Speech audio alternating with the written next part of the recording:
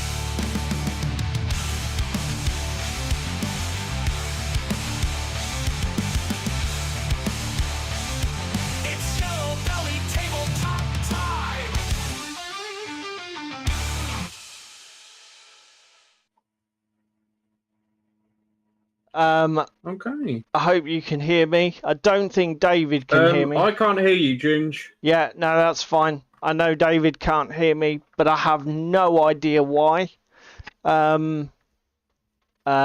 Just bear with us. Technical difficulty start early then, boys and girls. Let's try. Hello, testing. Can you hear me? No, he can't.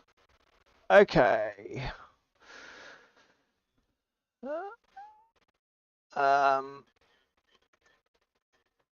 Test. Right. Okay.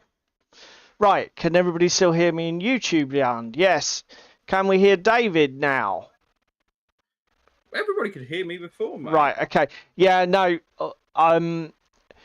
Right. Fucking hell. Hello. Welcome to Technical Difficulties. Oh, Jesus Christ. I am having an absolute reputation, though, aren't we? I am having an absolute fucking nightmare today.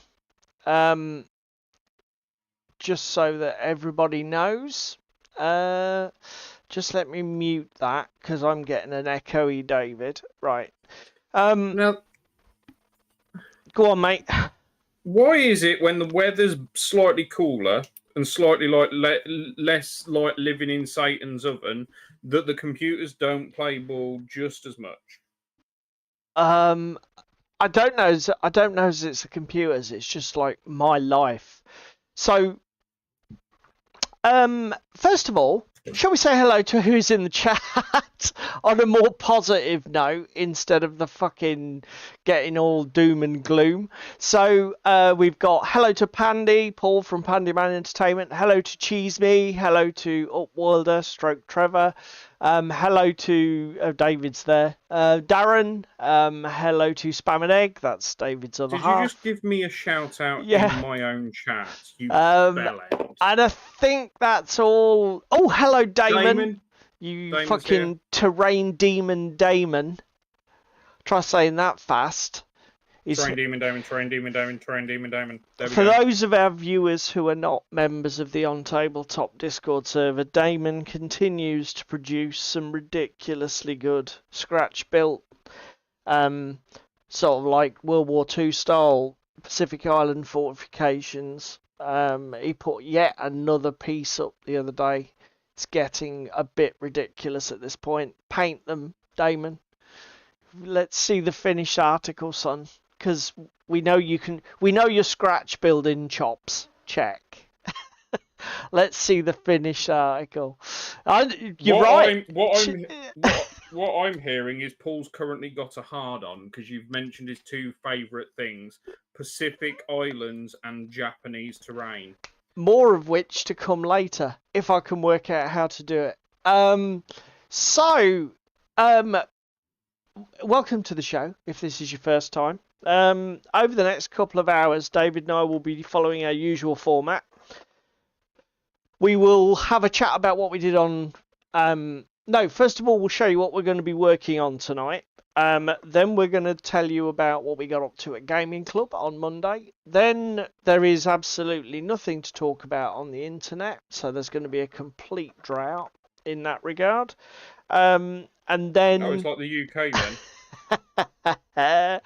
And then about 9 o'clock, we're gonna do a response video stroke, get our two penneth in when we're gonna talk about crowdfunding, Kickstarter and all of that other shit. Game fan and all the other bollocks. Because Tabletop Minions did a video this last Friday just gone. And to be fair, it's one of those subjects that's been on our radar for ages to have a bit of a moan about Kickstarter. And for whatever reason, we just seem to have kept putting it off. But having seen Uncle Atom's video, we thought... I was going to say, we see you, Uncle Atom. We're going to jump on the bandwagon and derail it for you while we're going. Yeah, we're going to see you and raise you more bullshit. What's that? Simon got their lawyers out against SMV. SMV, who's that? I don't know. Who's SMV, Cheese Me? I do have a little bit of news, though. But it is a few weeks old at this point, but we'll come to that in the news section because it is just literally a brief mention. But it does kind of link to tonight's topic as well, so we'll see. Okay, another thing that's absolutely fascinating and intriguing is the little symbols that have appeared in Google Chat. Is it the order that people started chatting? I don't know. And the top three get. I don't know. No, because Cheese Me's number one, but then he's gone to number 2. Yeah, and then Pandy it goes number 1 to. Does anybody know what the hell is going on with all of this? Does that? Is it for top? Is it like Twitch and you get top contribution bullshit? Oh, it might be. It might be. Obviously, it's not anything I've turned on. Fucking YouTube didn't like that comment, Cheese Me. Did he get downgraded, sir? The other thing I do notice is that the formatting is a bit screwed. So yeah, it completely fucks up chat in the video. In the actual screen. If you're watching live now on the YouTube chat, the icons are properly formatted. It's just part of what makes our show the fucking chaos that it is. Good evening, Toros. So Hey, yeah, look, we're nothing if not consistent. right. So why am I having a complete mare? Well, first of all, I think my SD card's overheated in my phone and it's completely corrupted. So I've lost all of the pictures of Monday night, so I've got nothing to show anybody. Oh, for fuck's sake. Also, I have lost every single SD card and SD card adapter that I owned, including the one that I was using to transfer files to my 3D printer, and I cannot find them anywhere. So, as soon as we get done with stream, I'm going to turn the house upside down trying to find Dude, them. for the sake of like £4 on Amazon and next day delivery, just buy the one that I have, for fuck's sake. Yeah, but They'll turn up afterwards. yeah, Cross that bridge afterwards. You're going to spend more effort and exhaust more time turning the house upside down to find them than just saying fuck it and commit to getting some more. However, I would like to say Toros. This is you with ADHD, is it not? Toros is Have we got- reading the Warpath rulebook. I'm sorry, what? Toros, what? I will fight you. How have you got your rulebook, sir? What the hell is going on? Is it a digital version? Actually, really in keeping with tonight's topic. Okay. The PDF.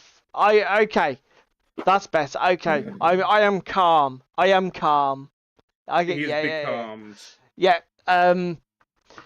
I saw the update today when I was at work, so I didn't. I did skim read it and saw that they'd done a ton of updates on when the shipping would be going ahead and progress reports. I didn't realise that they'd put a backer link in or whatever for the PDF rulebook, so that's cool.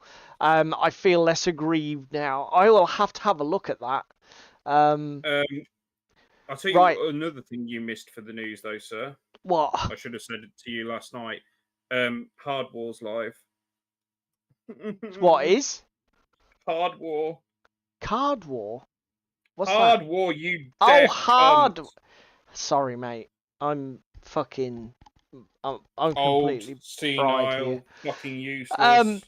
Hard War, the Kickstarter. Yes, to be fair, I do know because you sent me the message and I scrolled through it, and the models do look fucking amazing. Yes, funny you should say that, Cheese Me, because David basically messaged me in Messenger and said, "This may be the one that makes me break my promise." Hey, look! At least I held out on my promise longer than Paul did. Yeah. Yeah.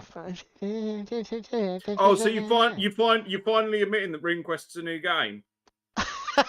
You fucking heard it here first, boys and girls. Fuck off. Right. Okay. Right. What are you working on tonight then, loser? Come on down. Hang on a minute. Studio mode, content display, video ninja, David. Go on then. I have knife and I have prints. Oh, this is. Oh! I know this. This is your Fallout Wasteland Warfare Red Rocket terrain. So tonight we're mainly sorting out the red and the rocket because, boys and girls, look at this. So gorgeous. It's fucking huge, though. It's so ostentatiously big. It's preposterously like, if I large. just fuck off these bits a minute, right? Let's get some roof and build some roof up in some semblance of an order that kind of makes sense. Maybe like that. That looks about right. Where does this bit go? On the... No. There we go. How to entertain the internet by assembling a fucking block puzzle. You clown. There we go. So, boys and girls, to put that into context, What have I got that's a decent size here? Okay, Claws of Karanak Mini on a 32 T2? mil base. Yeah.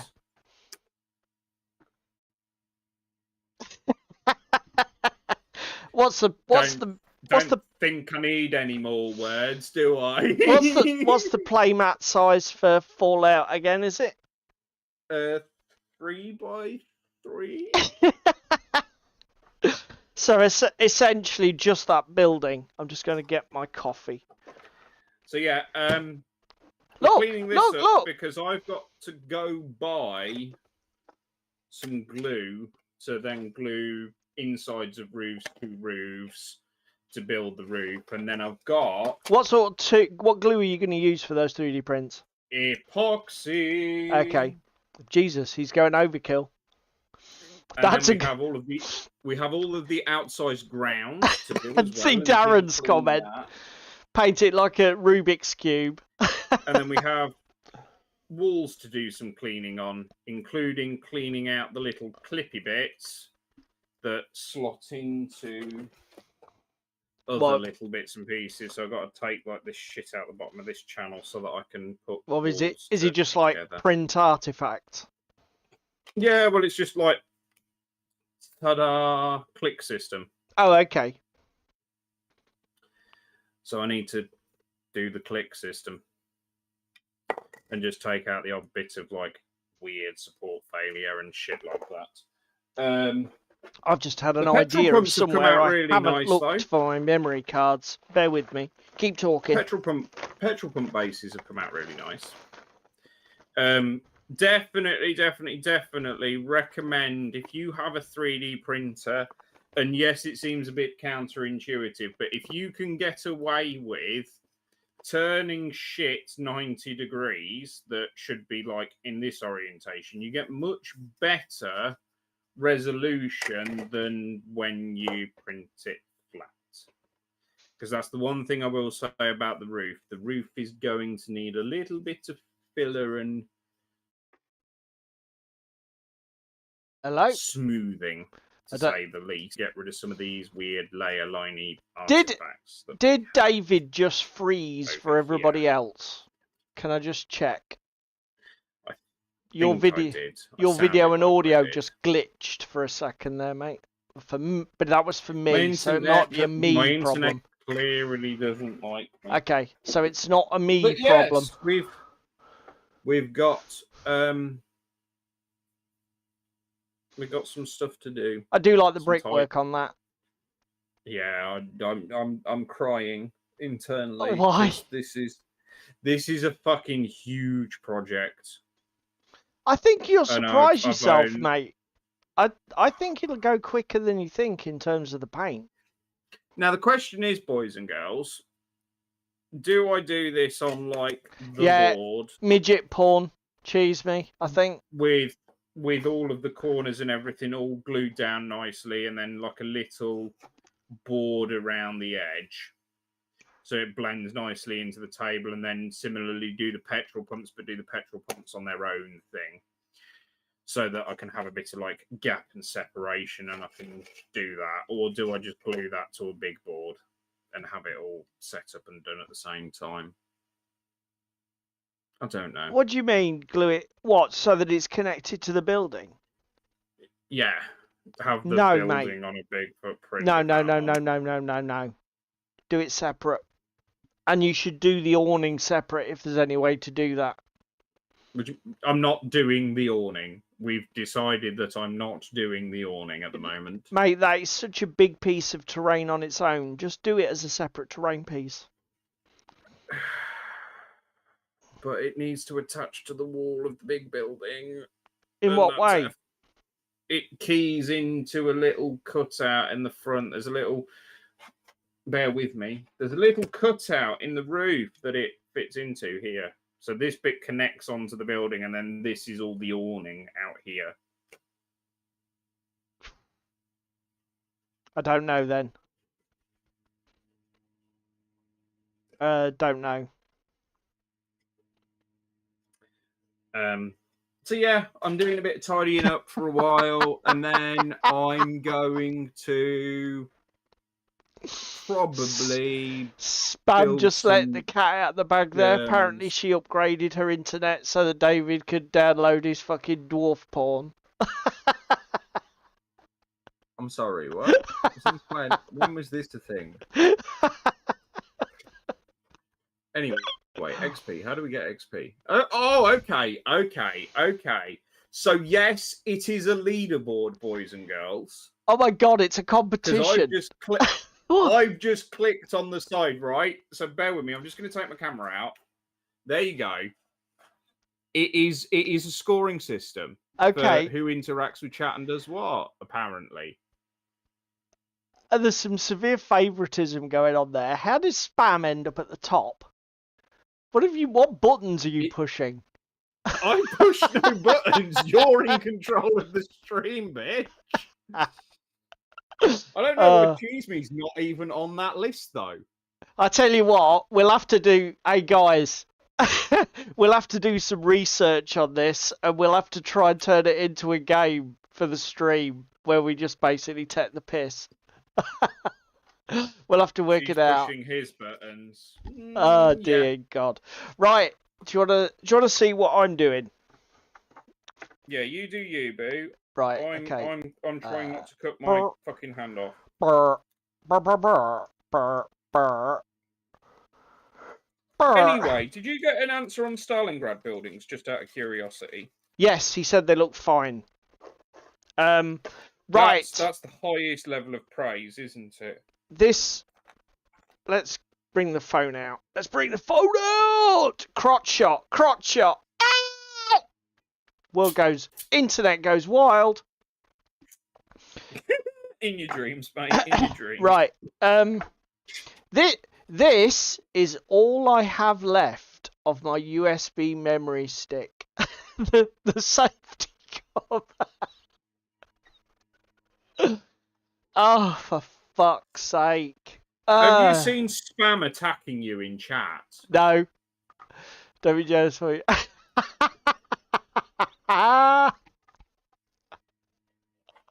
Oh my god.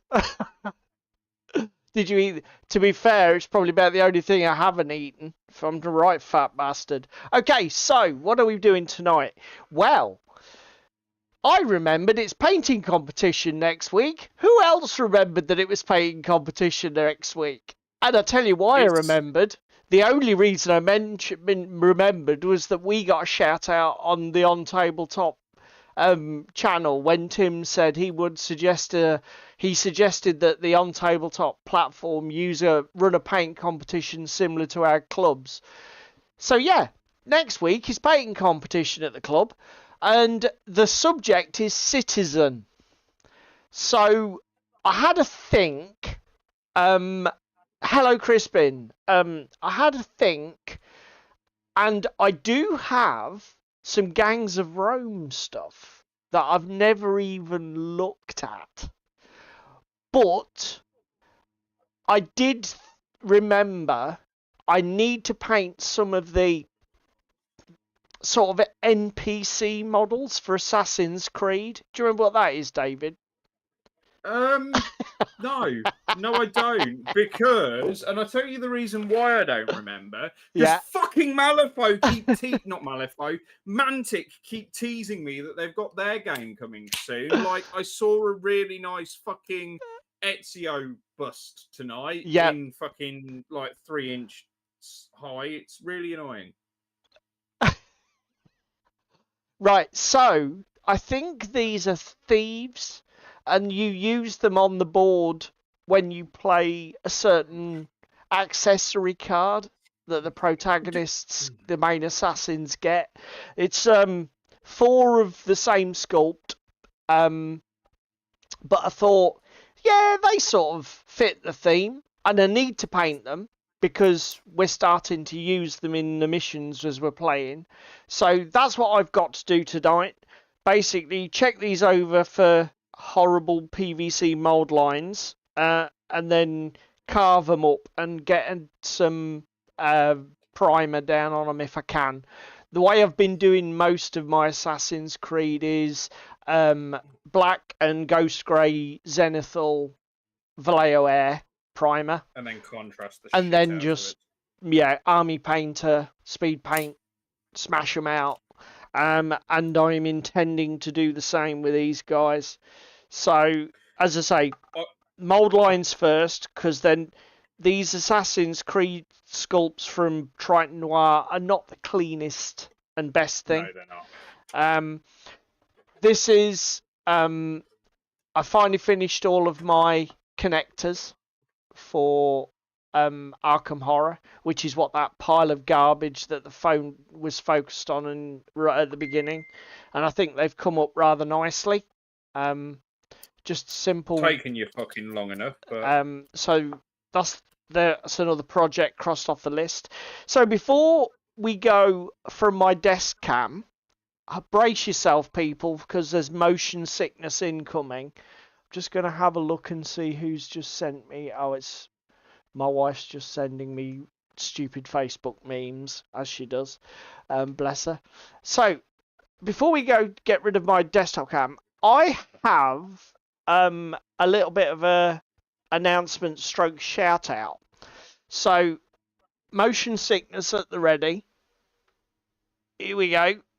Oh, there's my foreground church. That's not what we're talking about, by the way, but I just thought I'd show it off because I think it's fucking cool. Check Have out. you actually ever played a fucking game with that? No, of course I haven't. Look at the fucking size of it. What are we going to play with that? Bolt action. That's true. I mean, the roof does come off. Anyway, what I wanted to show off was this. So, obviously, I'm having to look behind me. Deep Cut Studios. Yeah, so, Bolt Action, Marianas and Pacific Island campaign. One of the things that you require for that campaign book is a game mat that is divided into 4 zones. 1 foot deep water, 1 foot shallow water, 1 foot beach, and 1 foot headland. And all of the beach mats that I looked at online were either like 3 foot of water and a tiny strip of sand, or the opposite. A tiny strip of 6 inches of water and then masses of land. And I couldn't find a beach mat that was textured with the right proportions of water versus sand. So David and I talked about coming up with custom ideas and overlaying a water mat and a desert mat and sort of improvising. I think we did it on stream, actually. But what I did was I contacted Deep Cut Studio and I said to them, I really like your beach mat, but it doesn't really do what I need. Is there any way that you could modify your texture and create me a mat that's exactly perfect for my requirements? And they said, don't be a cheeky twat, fuck off. No, they didn't actually say that. What they actually said was, yeah, of course, no problem. So I just want to give an absolutely massive shout out to Deep Cut Studio for just basically being awesome in terms of their customer service. I mean, it's one thing to allow you to choose to upload your own textures and to choose textures, you know, rescale them, all that. Choose areas of a 6 foot texture that they already own for. But to actually take a graphic designer or artist and modify their own textures at customers' requests, I thought that was pretty good service. You know why though? Because you were citing bolt action and that kind of thing. Maybe there is a thing, because I told them exactly what I needed it for. Maybe somebody did think, oh, if this works, we could market this as a bolt action map. Maybe that, you know, that's the cynical side of it. But do you know what? The not cynical side of it is... Yeah, but again, even the cynical side, they've done that for you. And correct me if I'm wrong. that cost you hundreds of pounds of extra labour, didn't it? No, it basically they charged to me get that texture changed. no, absolutely nothing. It cost me no more than a standard mat would cost. All of the work. I just wanted to point that Yeah, out and shout that out. They about didn't. It literally, if I'd have taken an off-the-shelf texture, same price. They literally, the work was not charged.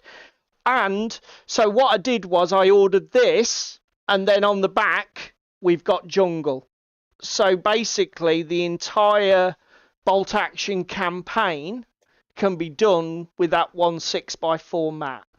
So yeah, I just wanted to shout that out because I was really impressed. The guys were great, creating me a custom. because you even got to see proofs of it, didn't you? Yeah, I mean, to be fair, let me go back to the main scene. To be fair, they sent me like the mock-up of the texture, and I said, if you could get those breakers, those waves, to be a bit wider so that it covers 12 inches of the mat, and they were like, oh, that's a little bit more work. That'll take a bit more time than just doing what we've doing, which is shift it and cut and paste the C. So I was like, oh, okay, fair enough. At this point, I'm being a bit of an arsehole. So,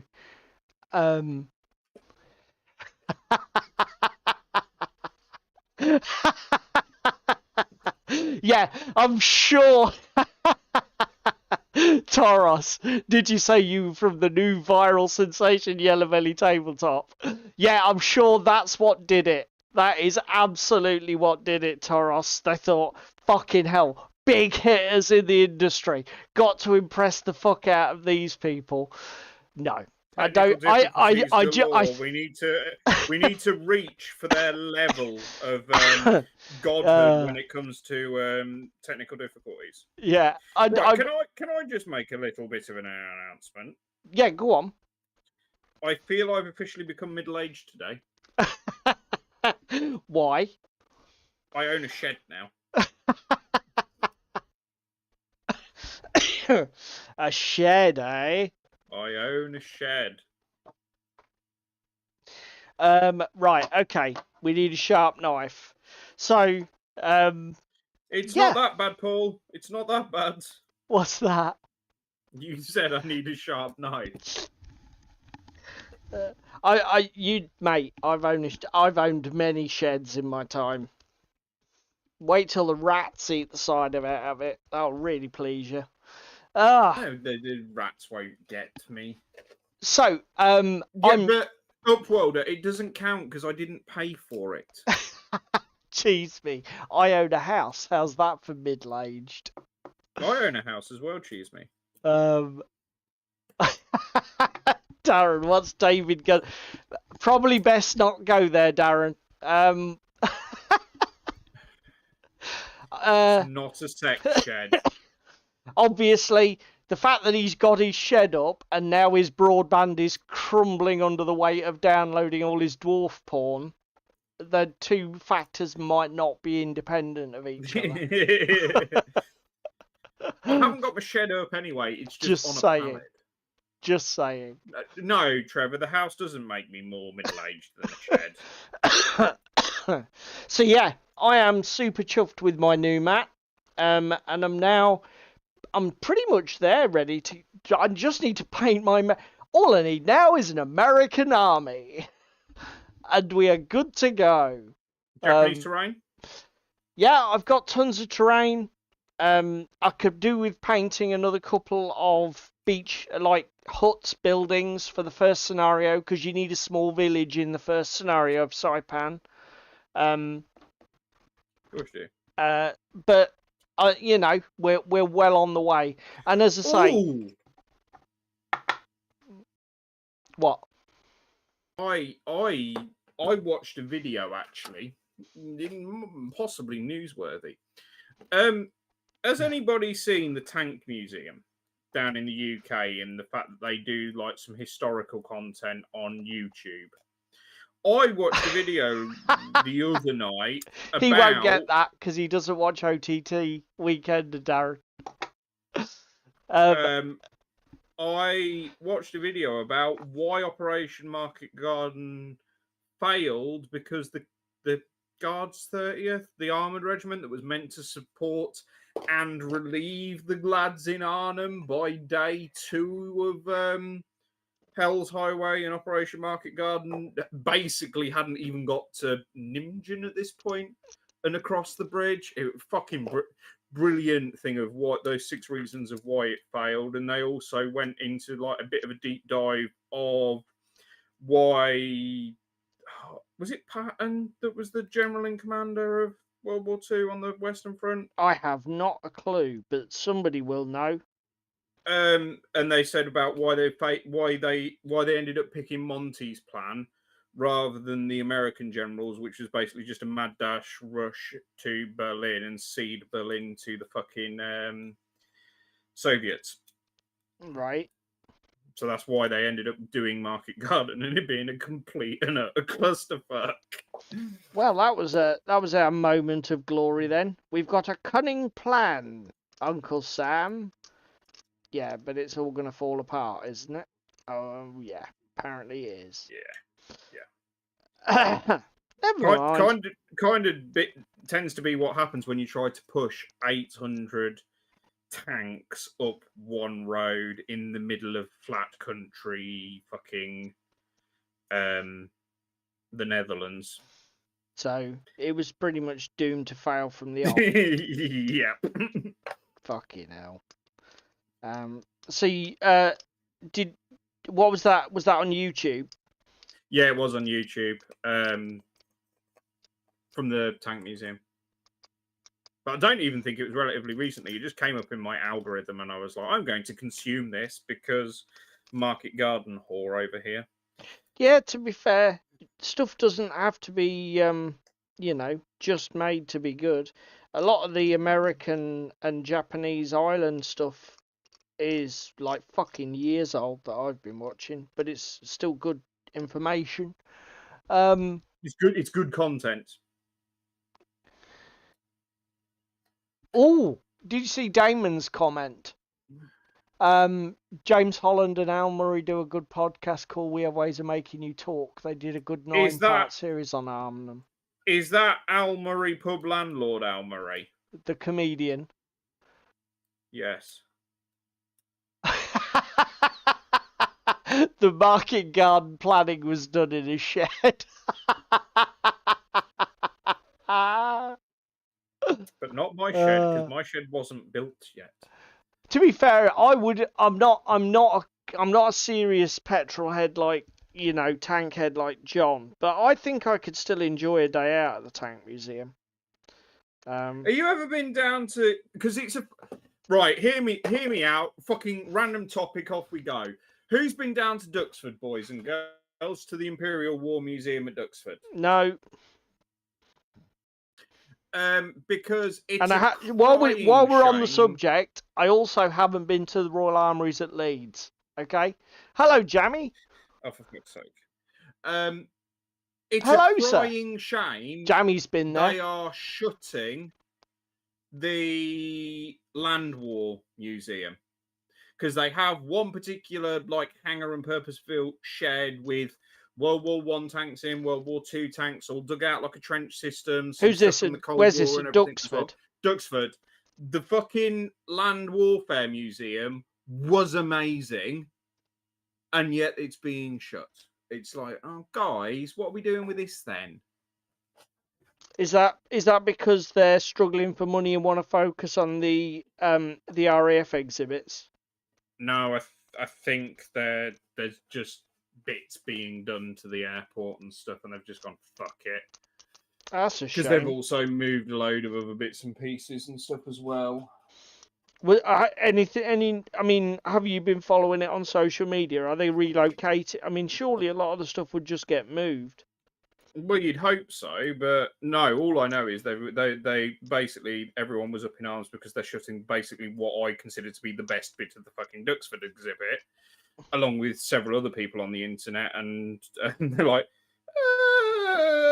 we didn't realize we were going to have such a bad reaction. It's like, yeah, you fucking will, because it's different to the planes. It's nice. It's nice in there. I don't know I'll if it's have still to. open. I'll have to make time to go, and look at. I'll need to do some of these things like the Tank Museum and Royal Armouries. Again, and... I remember as a kid, and Pandy, you've probably been because it's not a million miles from you. Do you remember the Muckleborough collection in Norfolk? That's a metric shit ton of tanks that's quite close to a beach on the North Norfolk coast.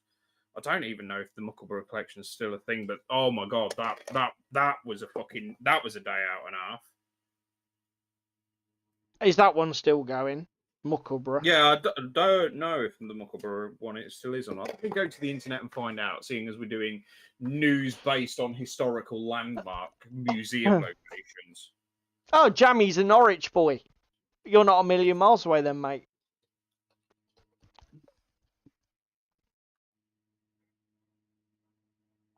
It's still open? Yeah, it's still open. You can even book to drop. You can even book to drive a tank. And where's that? Norfolk coast or Suffolk? Weybourne, North Norfolk coast. North Norfolk. Oh fucking hell! Yeah. Right. Okay. 14 quid for adults, 9 quid for children 4 to 16, and under 4s are free. Because that wouldn't be too far for us to go. For a laugh.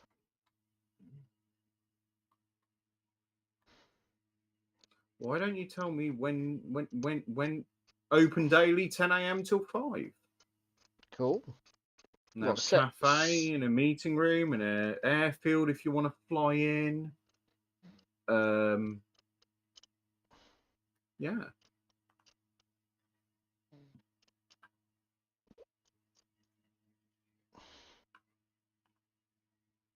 Oh, these fucking PVC miniatures are absolute dog shit. I did call it though. Are they all a bit fucked up? Well, the fucking cutting the mold lines off these things is literally like fucking carving the miniature afresh. It's a pain in the royal ass. Is that? To be fair, these are not some of the worst I've had out of the game box. I've certainly had worse from the Triton game box, but they're still fucking a bit. I love the fact that Jammy's already taking the piss out of the fact that he's an Norfolk boy. What he is. He goes, I've got 6 toes to prove it for the fact that he lives in Norfolk. Fucking web-handed. Dear.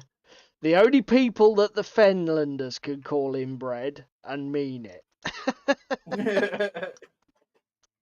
And no, we don't mean Baker's sons. Fucking hell. Right, boys and girls, it's 20 to 9. The news this week is very short, very sweet. I don't even think it's worth running the intro, is it? No, not really. To be fair, I did notice there's the only thing it was in the on Tabletop Discord. Let me see if I can bring up a news thingamy. Did you just genuinely say finger me? Thingamy. You know what? It sounded like you said finger me, and I'm like, that's a little bit forward. Oh fucking hell! Are you doing the alphabet? My old man brain.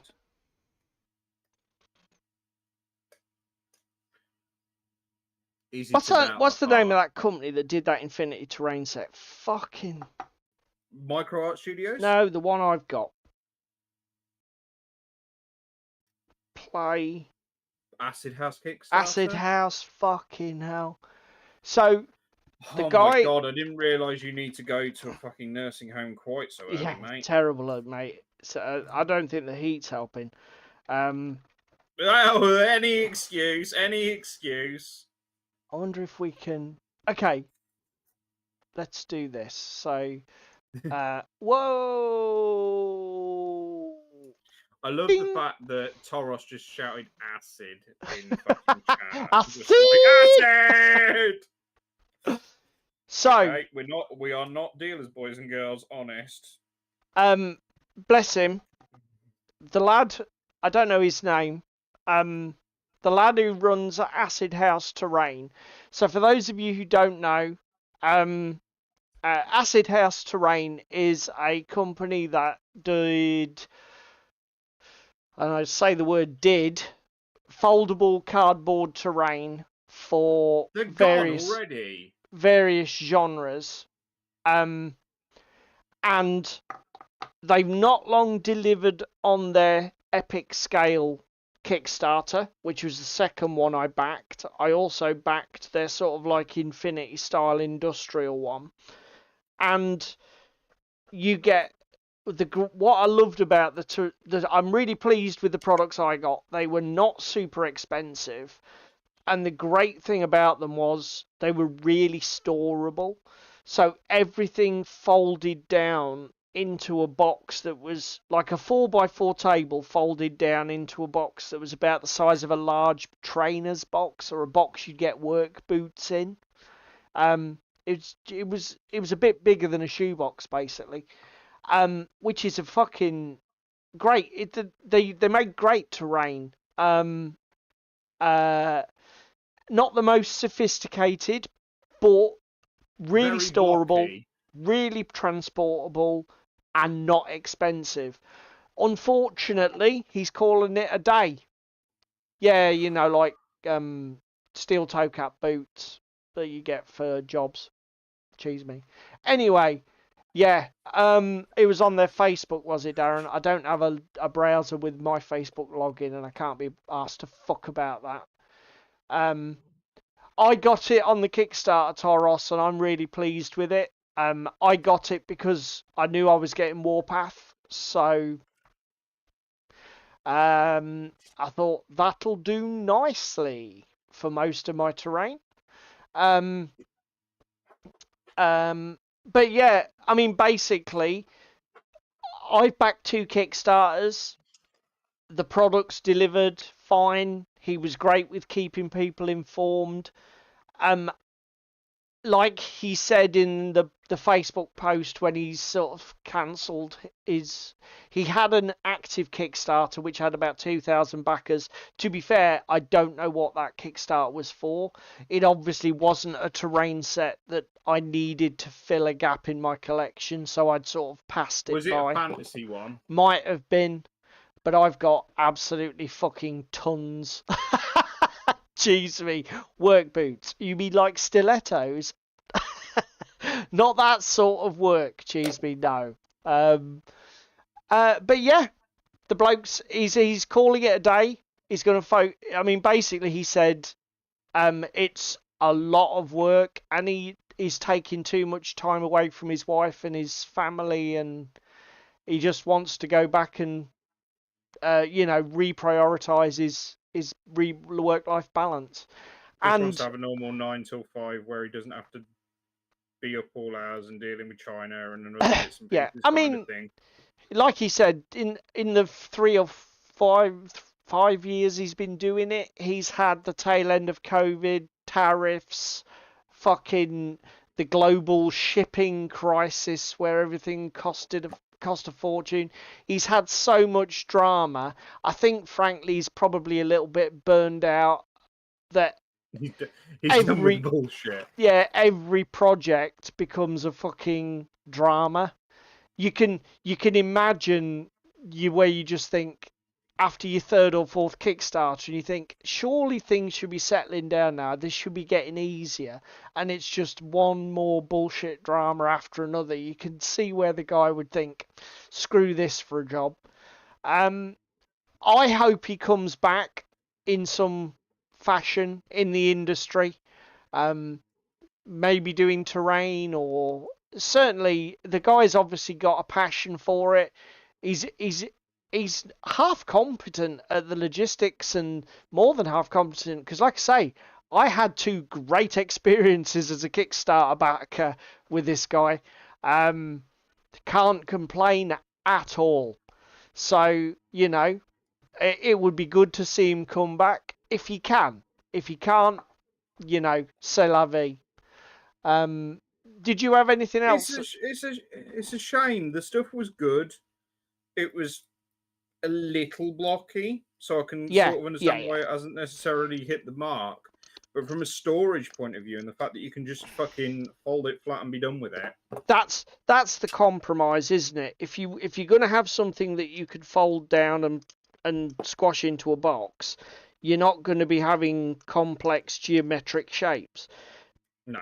But and I'll be honest, there were some of his terrain sets that didn't appeal to me, like the fantasy stuff, because the functionality side of it did clash a bit with the aesthetic. But like the Skyrise style stuff that I got for use with Infinity, which has got a lot of verticality for very little Well, again, you got cardboard. bridges and loads and stuff, haven't you, for the Infinity stuff, mate? Yeah. Toro says Renegade Miniatures said they'd be back, but that was 10 years ago. Yeah, sure. I mean, you know, if the guy finds, you know, an easier way to earn a living, then, you know, good on him. As long, you know, one cannot complain. But as I say, if he started up anything again, I'd be looking at it.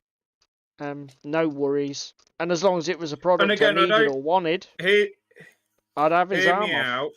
I don't get why I know, like, it's work-life balance mainly that's his reasons for shutting. It's not like, oh, fucking tariffs have shafted him and everything else. No. They've affected his decision, yes, but they haven't shafted him. Do you know what I mean? No, I mean, And again, yet, we have fucking, what's that fucking pop-up one that seems to be at Games Expo every time, has been for the past 3 and a bit years, and has nothing new each fucking time they turn up other than, it's in a pop-up book. I tell you what makes me laugh about those people. I don't even know what they're called. Let me see if I can find them. Does anybody know what the company is that does that pop-up wargaming terrain?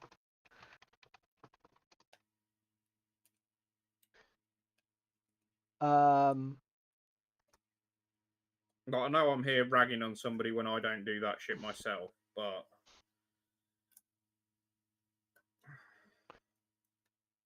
I know they do it, but that's not Tabletop Titans is a company that does it. Upzone.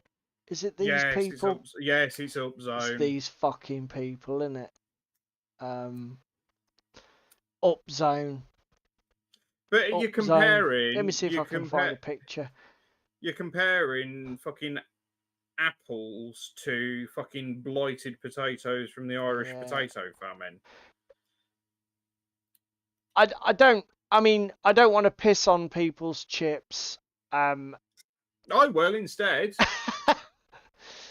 In a cruel way, but when we've seen stuff at UK Games Expo, I'm not being funny, but mostly the stuff that's on the display table is already broken. Yeah. And damaged, and you just think, not really a great advertisement for how robust this stuff is.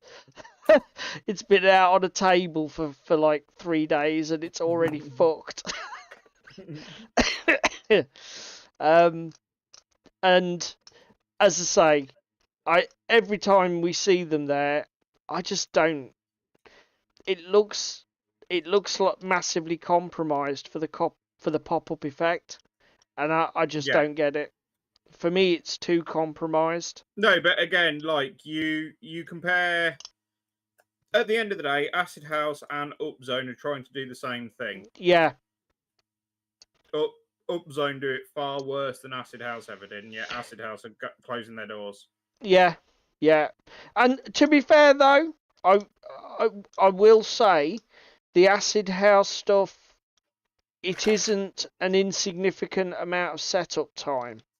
The you know, if I will definitely give the chaps some props and recommendation for transportability, storability, and look, but actually setting the stuff up can be a bit of a pig.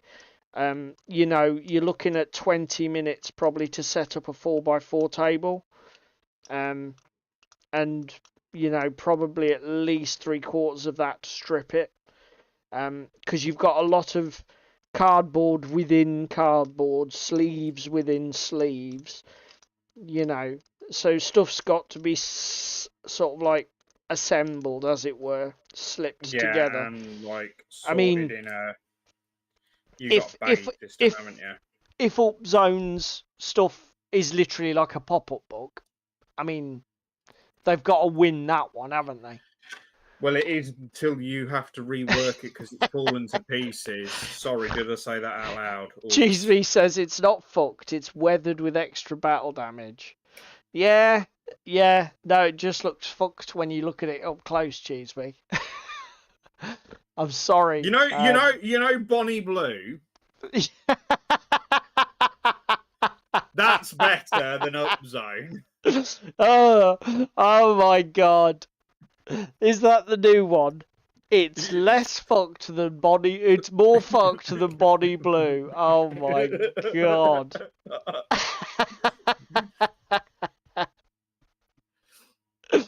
That's obscene. Oh my god. I can't believe you did that one. It's more fucked than Bonnie Blue. Fucking hell. Oh dear. Tell me I'm wrong, though. There goes our monetization dream. Evaporated. Anyway, 5 to 9. Shall we have a little bit of a talk about the Kickstarter that's making me quite excited? What, you want to talk about? Hard War. Hard War. Let's talk about Hard War. Let me see if I can get Hard War up. This is going to be the game that breaks me this year, I believe. You think you're going to bottle it? Well, you've already botted it. No, I haven't bought any new games this year. You're a lying bastard. You're a lying, cheating bastard. Right. And you know it. Content display. Here we go. Go on then. Why is Hard War going? Just the terrain, the miniatures, the rules. The terrain does look very good. It all looks so good. I'm just going to try something. You keep talking, and I'm going to zoom because OBS ran a little update before we came live, and I wonder if it's fixed. I wonder if it's fixed this audio thing or not. We'll see. But yeah, Hard War. No, it hasn't. You're dying again. Yes, there's a one surprise. Okay, you're back again. So I'll just continue. Unfortunately, people, we will have to have half a screen so that I can not fully expand the window. Because if I do, because of course, expanding the window kills the audio feed to OBS. Obviously. I mean, obviously. D12 pool system, mechs and tanks and sci-fi futuristic war. It looks really good. We played a very good demo game of it, didn't we? At UKG. Tell you what, I don't know if TT might be, giving them a ring, but I mean, some of the factions. I mean, these Asia says it looks a bit PHR-y to me. Chinese democracy looks a bit fucking. What's that human survivalist faction? Resistance. Resistance to me.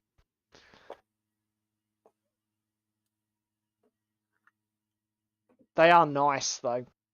Very nice. They're incredibly nice. I like the Martian contingent. Price point isn't bad. I think the lowest pledge level you can have, which is like a PDF version of the rulebook, is something stupid like a $5. It's fucking mentally cheap. Delivering April 2026. So it is a next year game, technically. Celestial Dropship. That looks pretty cool. There's a load of nice stuff in these. Yeah. Miniatures are painted beautifully as well. Yeah. And one thing I will say, hats off to the miniature designers here. The mechs have just enough human to make them seem piloted from like a guy with inside, but not so much human that basically it's big stompy humans. Do you know what I mean? Yeah. Night, Pandy. Night, Darren. Oh, that's Jesus. He's right. We didn't discuss club. Well, we both played Wild West Exodus, didn't we, mate? Yes, we did. Which is our first game that hasn't been sort of a demo game.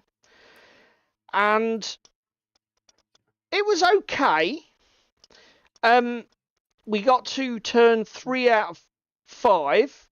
Yep. Turn 3 of 5 played what? About 75 points aside? Yeah, about 70 odd. 72, something like that, I think it was. David won by a couple of points. So it was quite a close run mission. I did like, we played, I can't remember what it's called, but we basically played the scenario where you have 2 buildings are placed diagonally on the table from each other, and you have to hold the 2 points for the one in your own zone, own table half, and 4 points for holding the one in the enemy half. Basically, David won because I failed to hold mine on the first turn because I didn't realise that I had to have the whole unit in the building, and I sent a massive unit of 6 models. Your biggest unit in that you could. And couldn't get them all in the building in that movement, so I ended up fucking not scoring that because I'm an idiot. I tell you what, though, cinematic as fuck play to end the game. Yeah. Absolutely epic play. So we have a little bit of about the game because there's a bit of clunkiness and stuff going on, but it could just be because we haven't really played a lot. And there's a bit of confusion for ourselves on action point versus action limit. So each turn you flip a card and you have action points, and it took you till most of the way through the first turn to realize actually it doesn't really matter because you just spend a shit ton of your points like focusing actions, improving stats, taking like a sprint action which costs double points, etc. Yeah. And still being under your action limit when you draw a 5. Yes. Like an action limit 5 Yes. card. So it's randomized your points, etc. And again, because there's some spending an methods of action mitigation. point is not necessarily taking an action. You can spend multiple points on a single action, and it does. That's the bit that completely baffled my brain out of the rulebook. I think the other thing that didn't come across well for me from the game is the fact that I was playing the Red Oak lawmen. starter? I was playing the lawmen models from the very first edition starter set, and those miniatures, you can tell that they've basically just had stats created for them just to legacy them into the game for everybody that owns them from previous starter sets. They stuck out like a sore thumb as being dramatically different from everything David was fielding, because you'd got a much more modern miniature collection, hadn't you? Yes, I have the, what is it, Absolute Power Posse, I think it is. which is a hex-based posse. Everything's a unique miniature in it, pretty much. There's one legendary miniature in it, creature, and everything has a lot of synergistic bullshit going on, doesn't it, Paul? Yeah. I mean, each of David's miniatures had like An ability called Dark Council, where basically I force a miniature that is tainted, which is a keyword condition, to make a mind check. If it fails that mind check, I can either make it fight or I can make it run about. Can't I? yeah. And that's what gave us, to be fair, some of those shenanigans is what gave us the really cinematic end to turn 3, because basically a group of my lawmen gunslingers ran into David's building that he was controlling, effectively Prison. sort of like what's the word I'm looking for, sort of like tying it up so that nobody could score it, or we both scored it, but I would score more, but because it was in David's table half.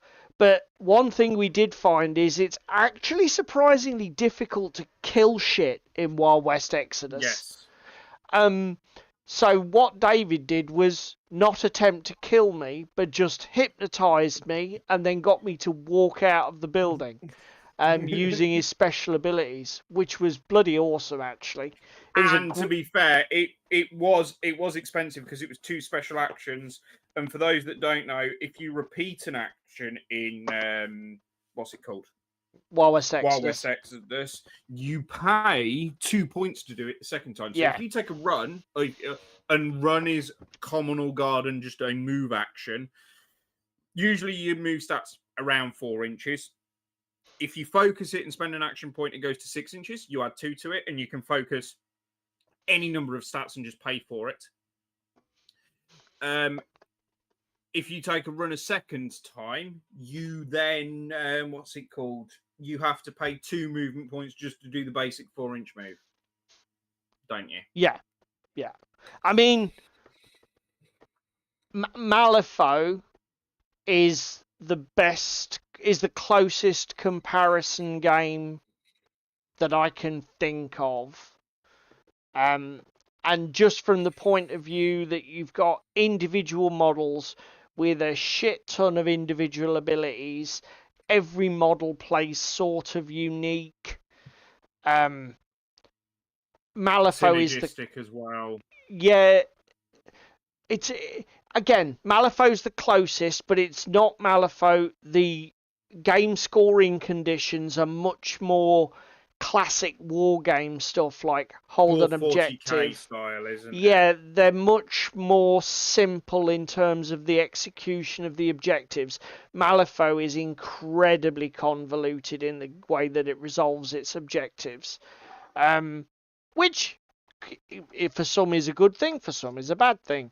But yeah, I'm looking forward to, because David, you've actually got a second modern model collection, haven't you? The Secret Service posse. So I have Abraham Lincoln. Okay. And cohort. Was having a little look at their rules. There's a lot of reserve bullshit with them. A lot of reserve. So, like, yes, leaving models off the table for advantage. Yeah, there's stuff that you have to leave off the table. Oh, have to. It can't start on the table. It has to start in reserve and take mind checks to arrive. Okay. You see, I think if we explore the game with modern models, it'll work better.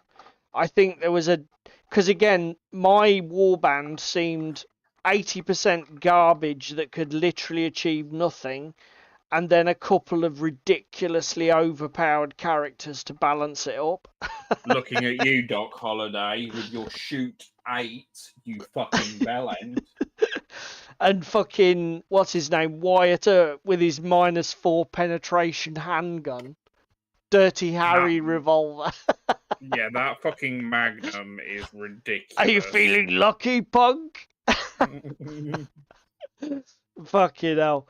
But yeah, it was good to play one of the games that we've been saying we're going to play for ages. And I wish I could. I mean, Trevor is right. There are some photos on our club Discord server that I wonder if I could show them without. Oh, yes, of course. I mustn't fucking cover my OBS up or David's audio will die. Because that's, that's the way it rolls. Is there a way I can show you these pickies from our club Discord? Before we go to the main topic o'clock. Where is it? Club activities.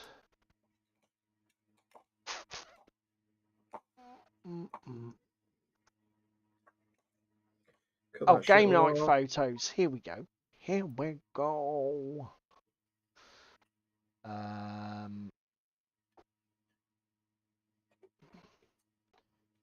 Studio mode.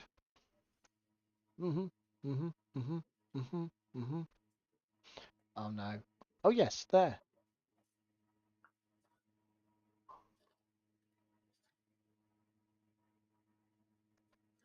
Yeah, I think all that needs to come away. There we go. There we go. There you go. Courtesy of Trevor. So yeah, table looked fantastic. It was basically the actual terrain from War Cradle, wasn't it? Yes. That we were Red using. Oak set 1, I believe it is. Would you like to tell the boys and girls about the fucking bar and the state of that? You did. You can carry on ranting about your fucking Red Oak Saloon or whatever the frolics it was. Oh my god, that Red Oak Saloon, boys and girls, so doesn't work. And I know I bitched and moaned about it last week. Really? Nobody noticed. Fuck me. The fact that I had to shove the fucking bar bit across the room to hide a bit because that's the only place that it would fit. And where even the little cutouts for the bar don't fucking line up, so I've had to use one of them and then bodge all of the rest onto the floor. Oh, yeah, it's a bit shit. Beautiful buildings, but shit. I mean, to be fair, out of how many kits did you get in the collection?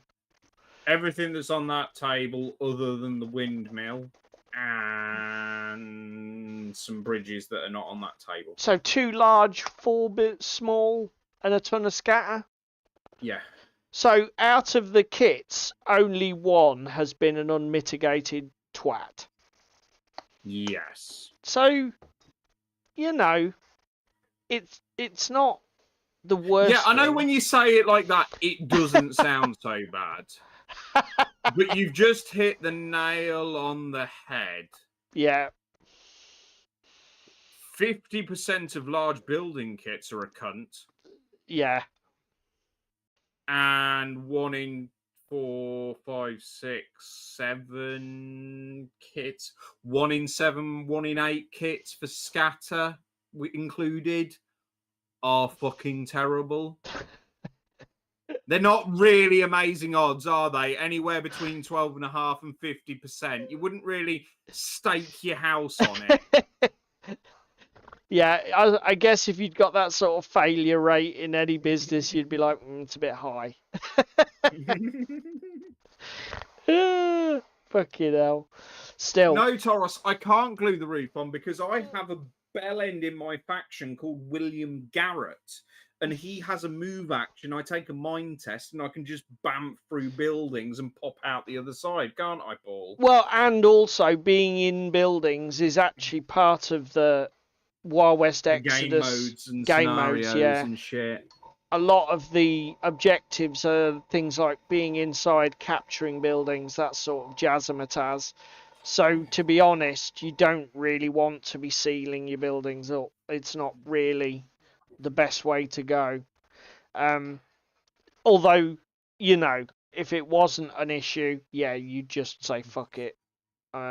fuck this noise. Glue Let's that stop. fucker closed. So yeah. Should we chat about the main topic of Clockhook? I mean, do we have to talk about our plastic crack addiction in the open? Do we? Is this like plastic crack? Alcoholics Anonymous. Oh, I tell you what. I'm listening, sir. I'm listening. I tell you what else we should give a shout out to. We should give a shout out to.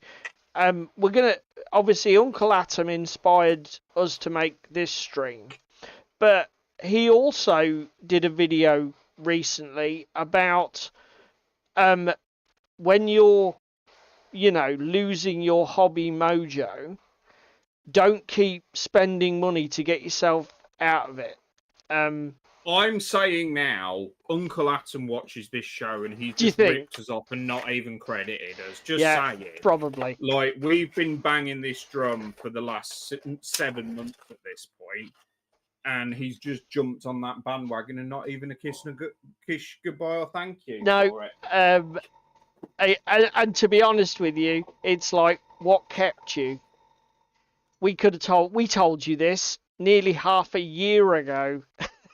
But yeah, all joking aside, it was great to see somebody else sort of like coming to the similar conclusion that David have come to with our sort of New Year's resolution to basically put a break on new acquisitions, and just focus on what we're already invested in.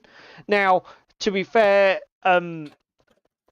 Adam's video is he's not specifically saying don't buy new game systems. He's like, just stop fucking spending money, whether that be on more miniatures that you haven't painted or more terrain that you haven't used or whatever. And okay, yeah, but do you know what? Even to just say I am not going to fall victim or fall prey to any new shiny, but I just want to enjoy the toys I've got and find ways to play the games I'm already invested in. Do you know what? It's a great strategy. Anyway, that's by the by.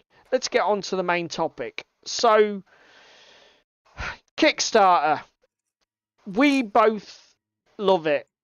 I think I may have even backed a couple of things on GameFound. If you were put on the spot, mate, how much do you think you've spent on Kickstarter? Oh, God. Right, hang on a minute. Let's not put myself on the spot, shall we? Just guesstimate. No, I'm not guesstimating. I've backed 30 projects. Okay. If we say the average backing cost is what, 25 quid?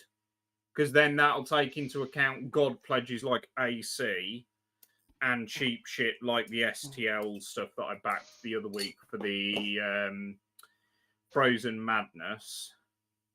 Yeah. Yeah. 30 times 25. Where the hell has that gone? I'm just going to hunt for my paint handle that I've just dropped. 750 quid. Is that all, you fucking amateur? Well, I don't back as many God pledges as you do I? I mean, I back a lot. I back a lot more of the 3D printy ones that are cheaper because I'm not a mad lad. just buy lots of stuff, but small amounts of it. Yeah. That's fucking. I mean, how many God. have you backed? I haven't got a clue, and I'm not gonna look. No, go look, because what we can do is we can spitball using the same costings that I have, and do a compare and contrast. Well, Go on. I reckon I'm about $3,000 in on Kickstarter.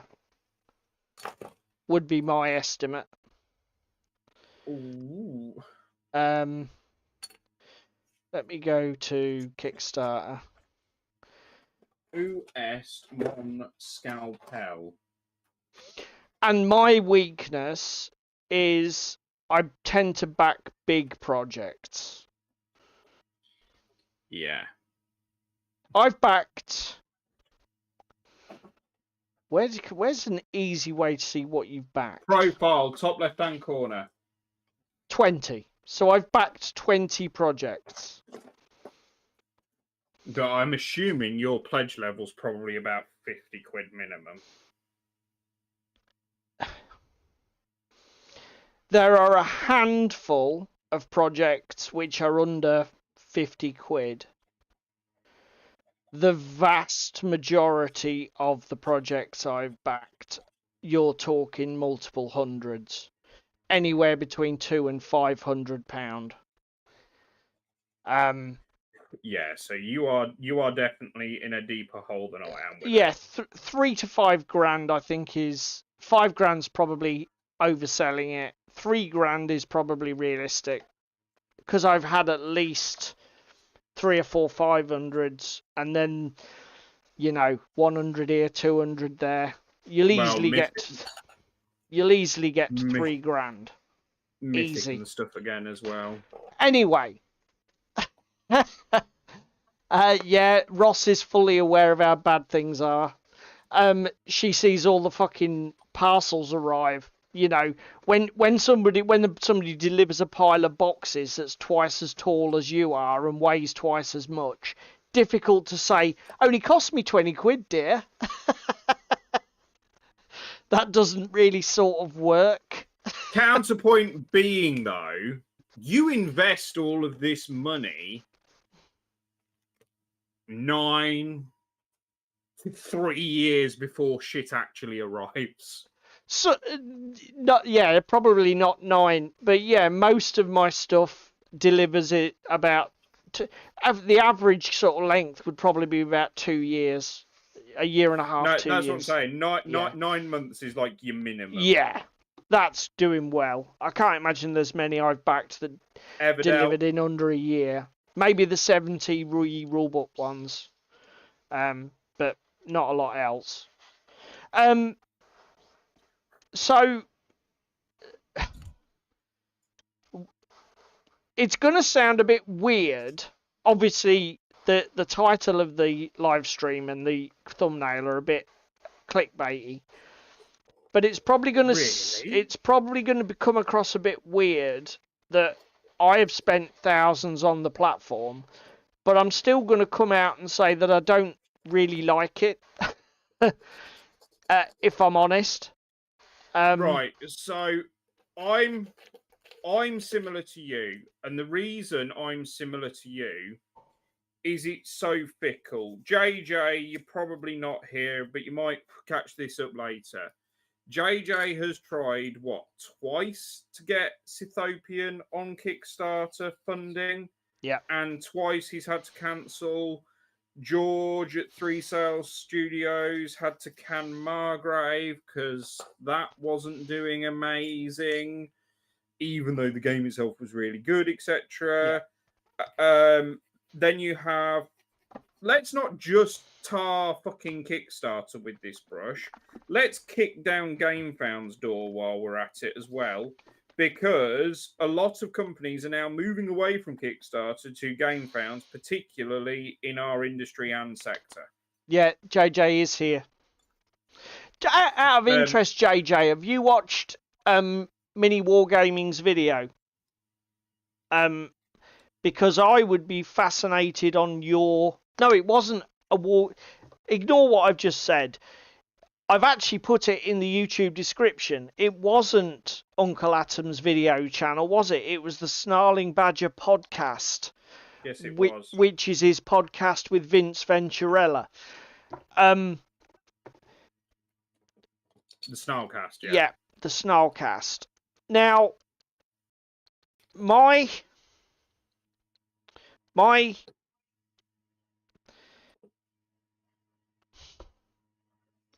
basically, Vince and Adam's argument is that Kickstarter is essentially just a marketing platform for people with established businesses and deep pockets. And if it was ever a platform for small independent Crowdfunding, yeah, creators to get cool ideas off the ground, then those days are long fucking gone. Yeah, no, I'm with Vince and stuff on that. So again, originally incentivized as a manufacturing method, like you say, to get some funds to go into doing like passion projects or that kind of thing that you wouldn't have had cat in hell's chance of doing without having the backing of your audience.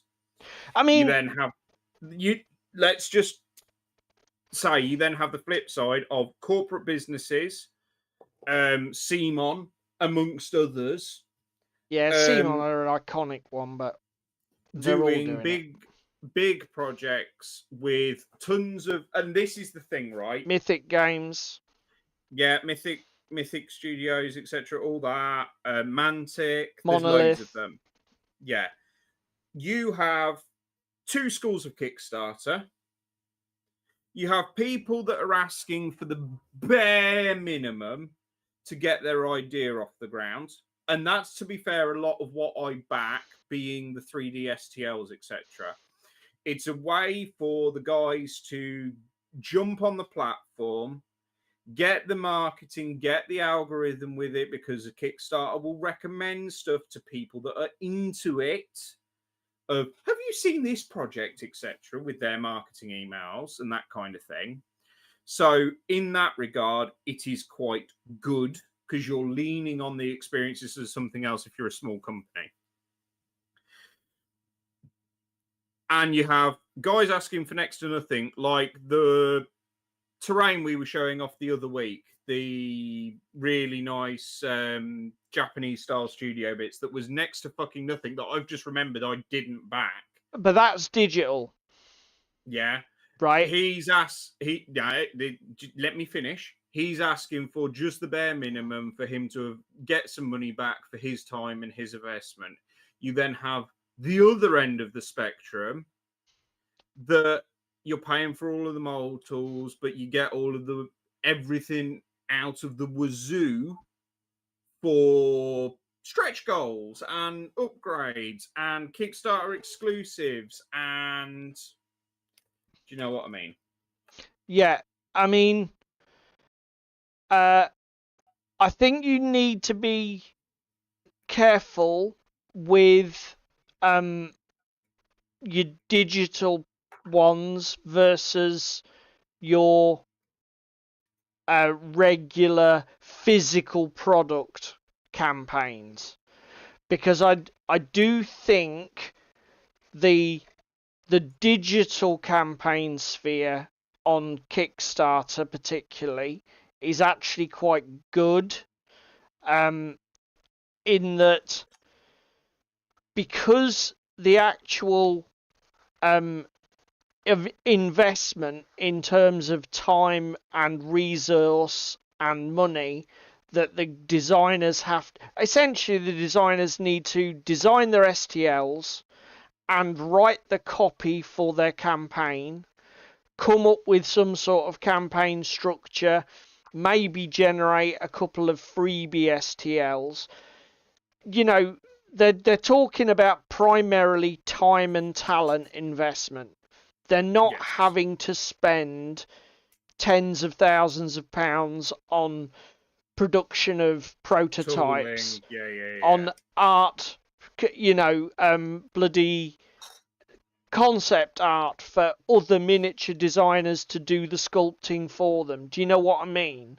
Yeah, and again, a lot of these campaigns that are digital only are writing themselves because they've already sculpted the stuff. They're just rendering it to make the tables, etc.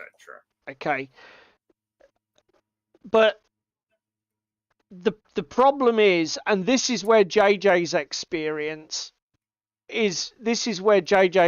experience comes in, right?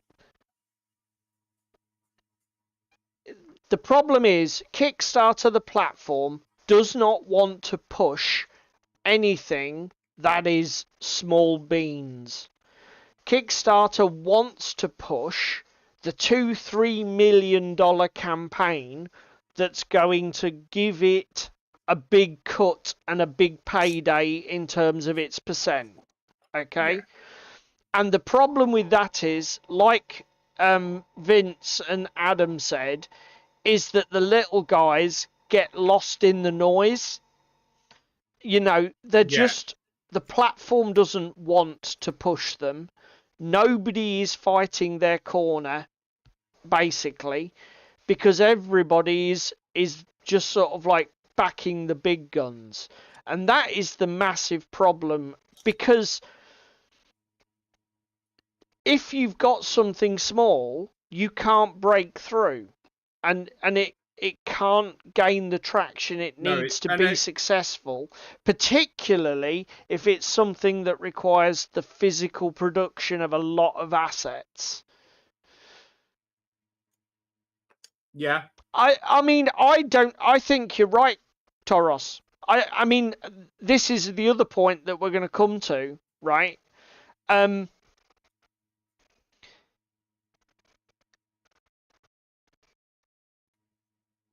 Let's take, for example, the new Tomb Raider board game. Okay? Crypts of Kronos, is it? Yeah, Crypts of Kronos. Okay, so that Kickstarter I've just backed. Okay, in fact, do you know what I need to do?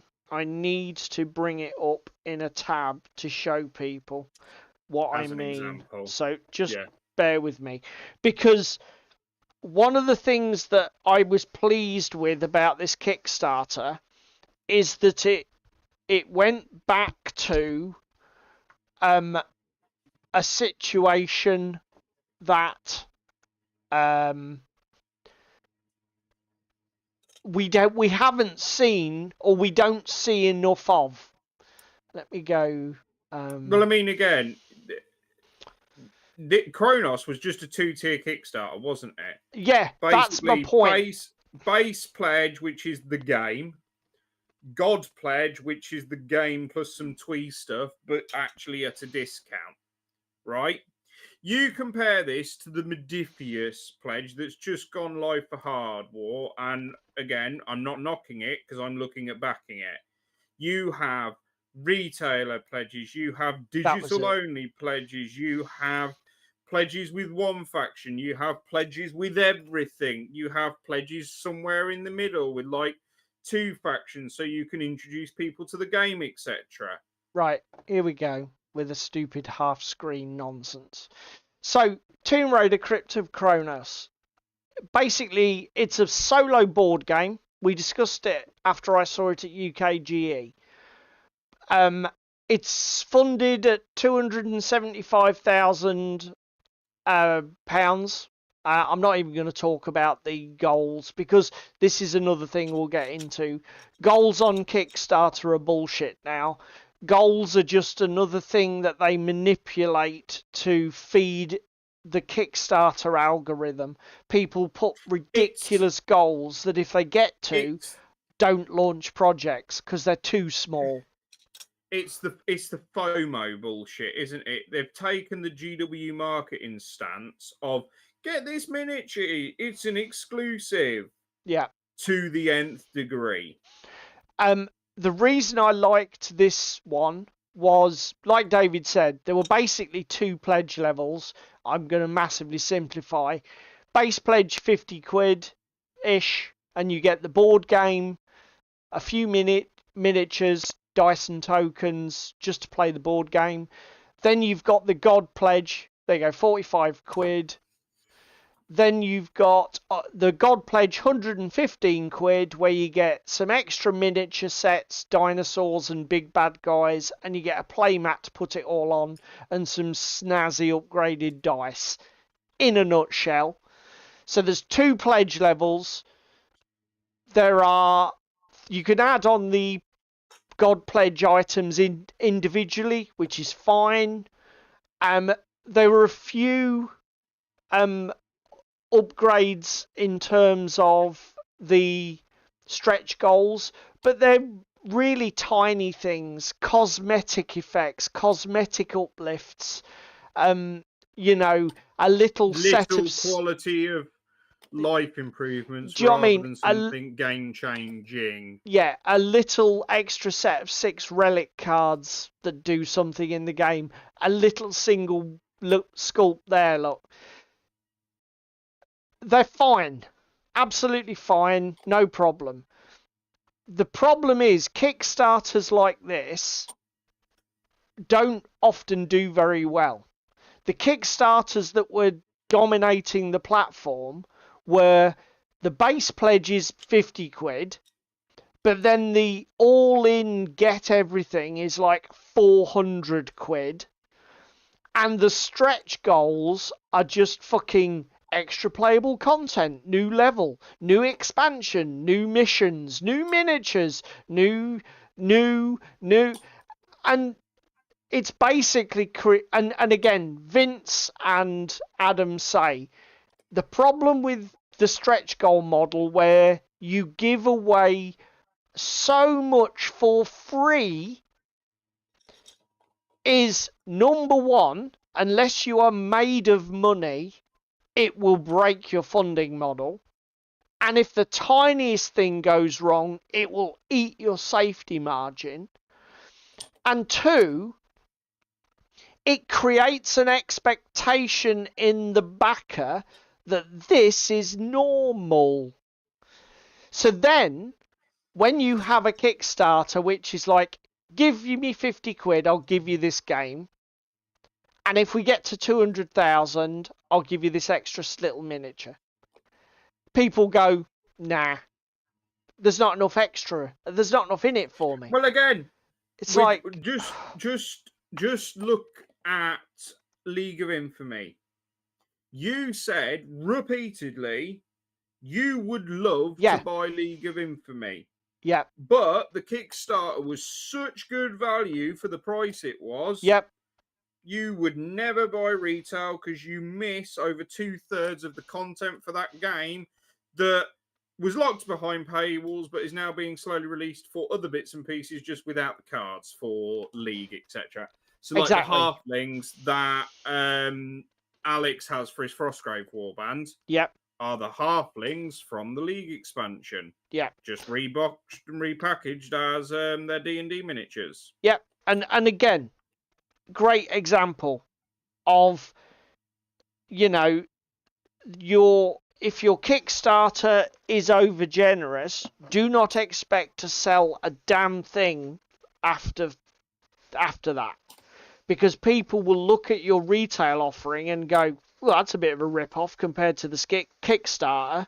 I'll tell you what I'll do. I'll just keep my eye on eBay for all those people with buyer's regret and pick up, you know, a Kickstarter God pledge at 60%.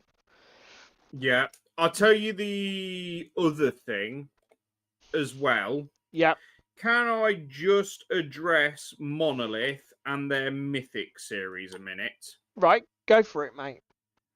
They pretty much, on the regular, each year release a new Mythic game. So we've just had Mythic Battles Isfet, which is in the Egyptian pantheon, haven't we? Yep, we have. Prior to that, we had Ragnarok, which, as you can imagine, is Thor and Vikings and everything else.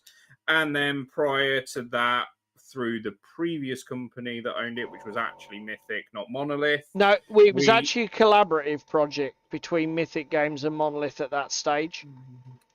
Which is why Monolith ran with it when Mythic moved on to other things. We had Pantheon. Yeah. But the other thing that we have, every year when they're releasing a new version of the game with a new Lori faction and a new Pantheon, what do we have, Paul? We have expansions for last year's game, and the year before's game, and the year before that's game, and God forbid you want it because you're going to pay fucking Kickstarter premium for that bitch because you're also going to struggle to get it in retail anywhere. Yeah, and again, every time they launch, you know, not only will you get a new expansion for, so like in Isfet, they did a new expansion for Ragnarok, but you could also buy on the Pledge Manager Ragnarok. So if you missed it, you could just buy it. And they will produce them. So built into your Kickstarter, effectively built into your Kickstarter basket, is a basket that unlocks all of the products that they've ever done. Yeah. Yeah. I mean, JJ says it here. They were told to start small with their goal because it was to do with playing with the algorithm. Because when you smash the algorithm, when you smash your goal within like a few minutes, the algorithm pushes your Feeds it, project as a mega success. And it's all very well, this sort of bollocks, but I don't understand why you would design a computer platform that basically has these loopholes for manipulation and gaming in it. Do you know what I mean? It's very gambly, isn't it? And again, that Kickstarter are very open and honest and say, look, your money is at risk. There is a chance that these projects will not complete. There's fuck all we can do to help you. We're just here providing this platform, a way to get some money to take their dream goal to manufacture. Yeah, but you're also providing a way for proper companies, rather than doing proper market research, to just go, you know what, actually, fuck it. We'll punt and put that on Kickstarter and see what happens, shall we? Maybe. Maybe that's a thing. I don't think I'm being disingenuous when I say that, though. It's annoying because let's come to the elephant in the room. And I am, unfortunately, going to tear Mantic a new arsehole right now. Right. Epic Warpath, you have people complaining about your customer service and keeping people up to date and abreast of development. You currently have a marketing campaign going on for pre-release of the fucking Assassin's Creed game. Not even full teasers, we know what's coming yet. Just pre-release stuff you keep fucking marketing. Yeah. And you still can't fucking update backers from a Kickstarter that was backed a year ago for Epic Warpath. Well, to be fair, they have today, but I get your point. I mean, they deleted. So I looked at a comment on Facebook the other day when the AC stuff came up for me. Yeah. Somebody absolutely ripped them a new arsehole and said basically what I've just said. Yeah. Regarding, I'm not touching you with a barge pole because you've not updated me regarding Epic Warpath, etc. Do you want to know what Mantic did in their fever? Deleted his fucking comment when I went back and checked it later because it wasn't there and it wasn't existed. To which he replied with a screenshot copy of what he'd put in and the fact that they're manipulating their marketing in the background. Yeah.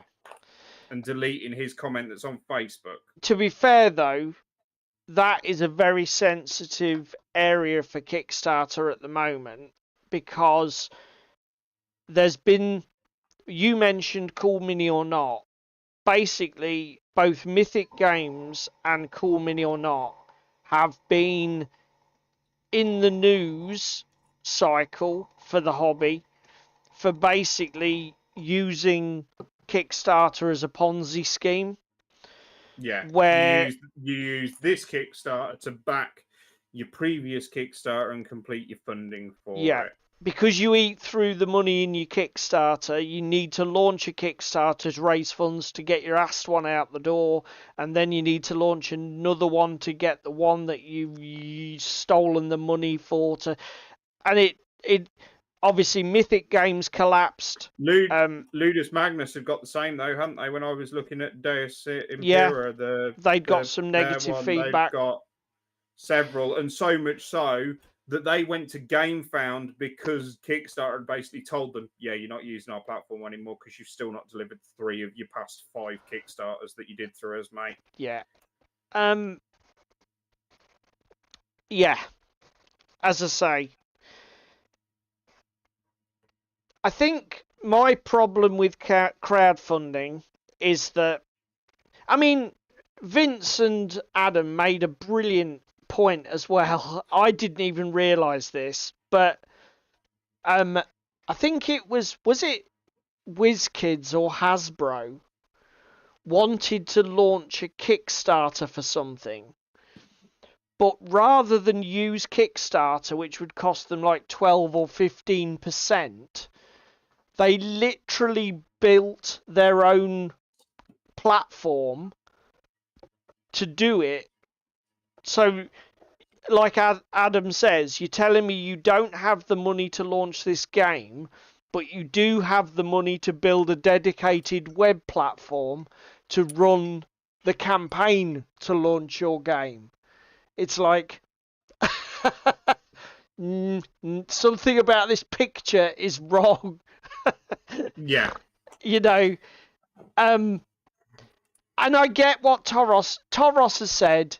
The whole thing is all about money, and I get that that's what it is about. Obviously, Kickstarter started as a thing with an idea of what it wanted to be and what it wanted to achieve, but obviously, as it started making money, inevitably they started modifying what they were doing to make the most money. Yes. And the problem with that is exactly what I said at the beginning. Their platform is now more interested in companies that are running $2 to $3 million Kickstarters than a couple of guys who've got a bit of a good idea for a book and need $5,000 to get a few copies printed. I think somebody said it earlier. I think it was probably Toros asking why 3D artists needed Kickstarters. Yeah. I totally get it. If somebody's a produced artist, so take Andrea Trebella. Nobody probably knows who he is, but if I say Artisan Guild, you know exactly who I mean immediately. Yeah. Because we've Is he seen one of their all this main shit before. contributors? No, so he is the guy that is Artisan Guild. Okay. He does all the sculpting, etc. himself. I backed his very first Kickstarter ages and ages and ages ago, which was like a Amazons and that kind of thing. And then out of that grew Artisan Guild, and out of that grew his Patreon. And actually, this is possibly something we need to add into this discussion. Patreons. Okay. Because I can understand giving some money for, say, Uncle Atom's Patreon, where there's bits and pieces that are different. There are bits and pieces that are special, yeah. But it is just Uncle Atom being Uncle Atom, yeah. Versus like Unit 9 and OPR Patreons that are basically a monthly subscription service for miniatures. Yep.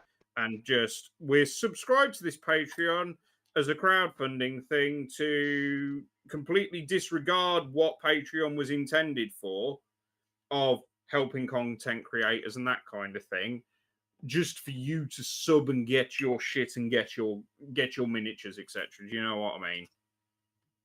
Right. And that's where I have feel bads about Patreons. It's where I've canned half of my Patreons, is because I don't feel that actually I'm getting the value from them. I don't feel. Why is that? Because the miniatures weren't miniatures you would use or wanted.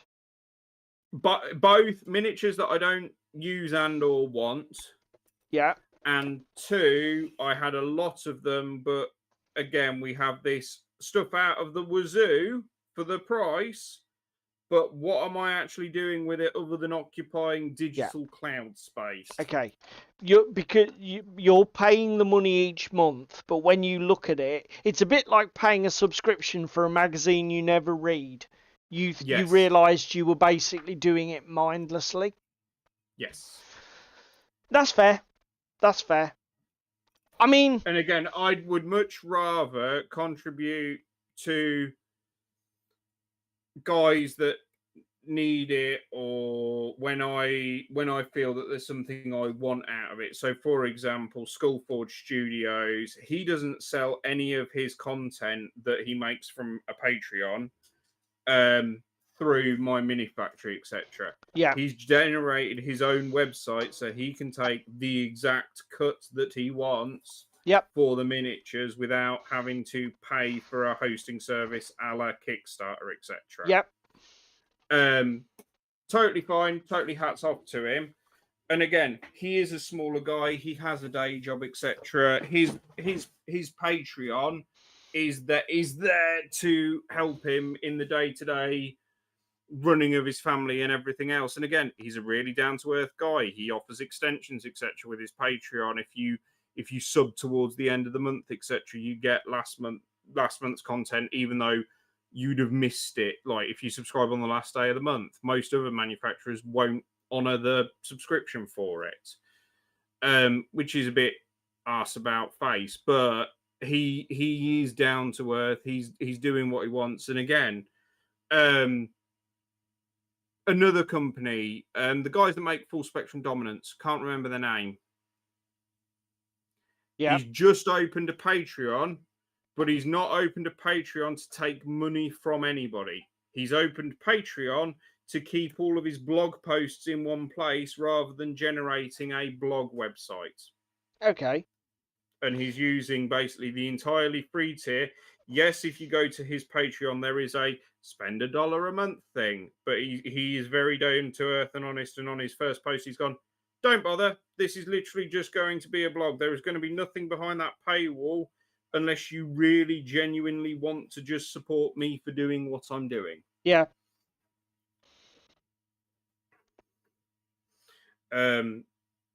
But I feel similarly that Patreon is going the way of Kickstarter.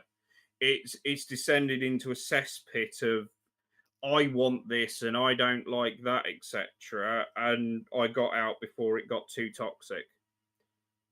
Because again, I had issues with certain manufacturers, was in their Discord channels, was in their Patreons, had given them feedback on it, and then basically got told, I'm a whiny little bitch, it's my printer that's wrong and everything else. Which, yes, it's an older printer, but why are you gatekeeping that part of the market and the audience? Why has everybody got to buy the latest hotness of a 3D printer to print your files? yeah, and not only that, it's even if they say to you, yeah, a lot of your problems are the printer you've got. There are nice ways of putting that. Yeah. Without, like you say, excluding people. I'll be honest, I'm exactly the same with Patreon. I only back a single Patreon, and it's Guerrilla Miniature Games. And Yeah, GMG. I literally pay. I used to pay £5 a month because that was all I could afford, or $5, whatever he has. I think it's US dollars his runs in. But I about a year or so I doubled it to 10. His is like you pay £1 per video he releases, or you can set your own maximum sort of thing per week or month or whatever the fuck it is. And I give him $10 a month, just like you say, because I want to see him do well. I don't watch all of his content anymore. There are a lot of games that he does, like that I'm not actually that bothered or interested in, but I want to see his channel succeed, and occasionally he produces content that I think, oh, that's killer. I want to watch that. And the truth is, if people don't give him regular money to make a living, he won't carry on doing that. And I'm cool And again, with a lot that. of these guys that are using Patreon are using it because the YouTube monetization is such BS. Yeah. I agree.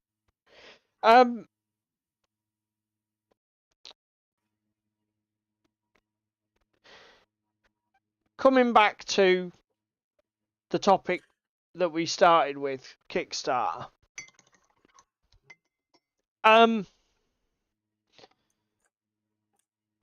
Will I carry on backing Kickstarters? Probably, but I'm way less enthusiastic about it than I used to be.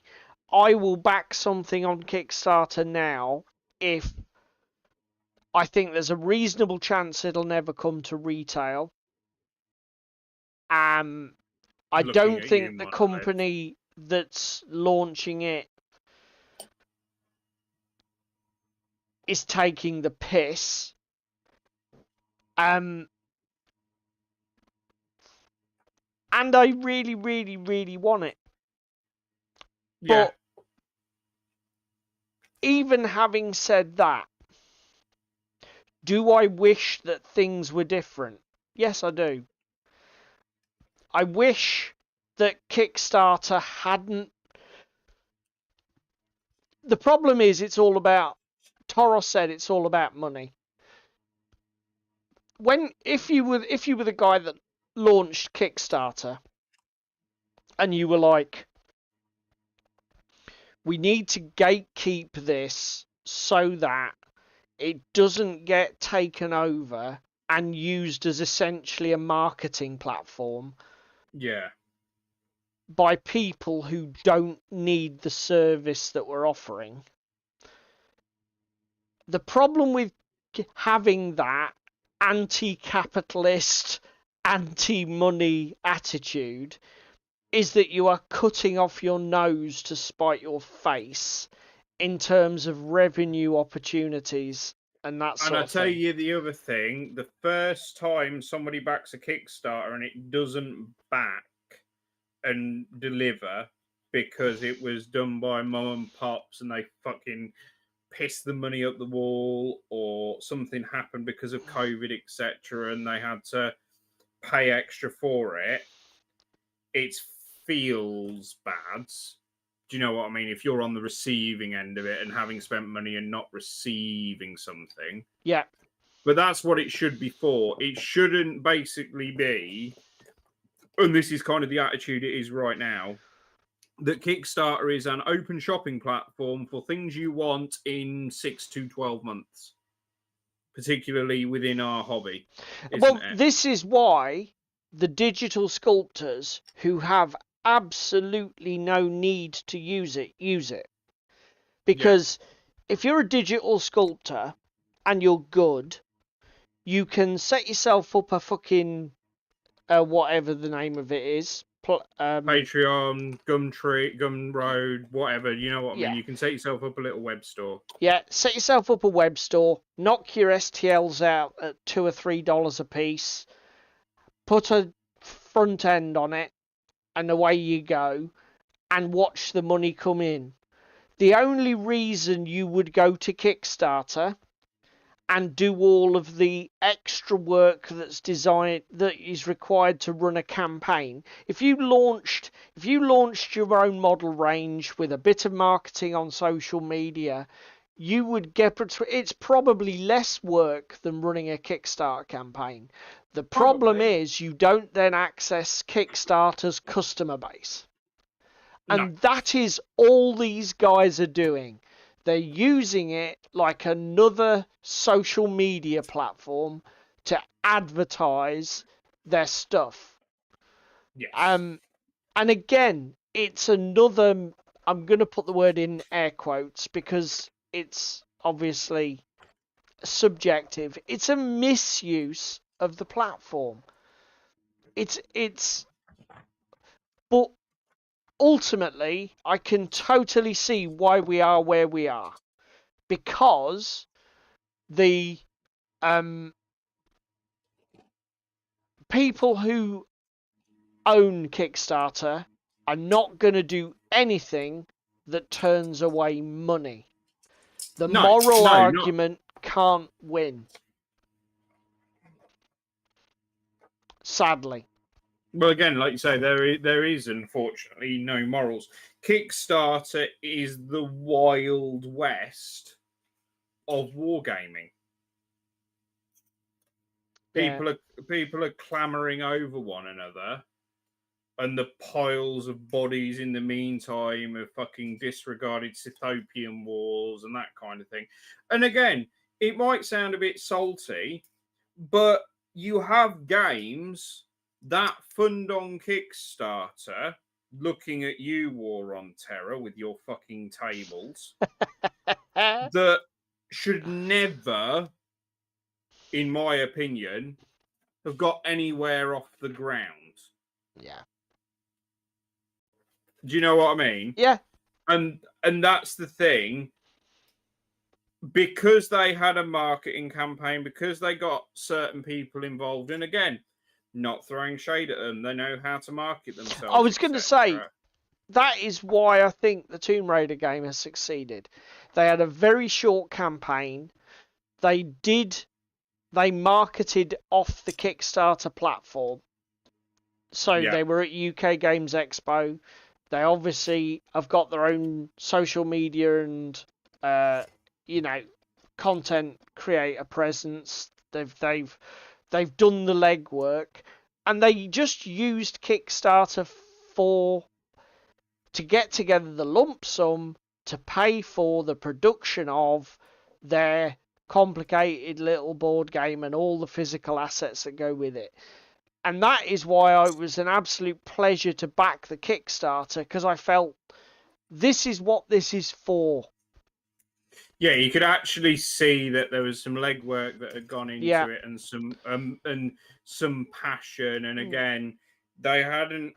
This is the other thing. They hadn't rocked up to Kickstarter with a fucking sketch on the back of a fag packet, but also they hadn't rocked up to Kickstarter with the full pre-production minis and everything. Well, they had a really good prototype at UK Games Expo, but that's not the point. Because I mean, this is No, but you know what I mean, because there's some flair in it and because there's some growth in it. I think it did better. Do you know what I mean? The fact that it wasn't a fucking, compare that to like a fucking Monolith Mythic Battles Kickstarter with all of the digital art and all of the renders and everything, or all of the models, and then they've got fucking what's his face from Spain to paint them up.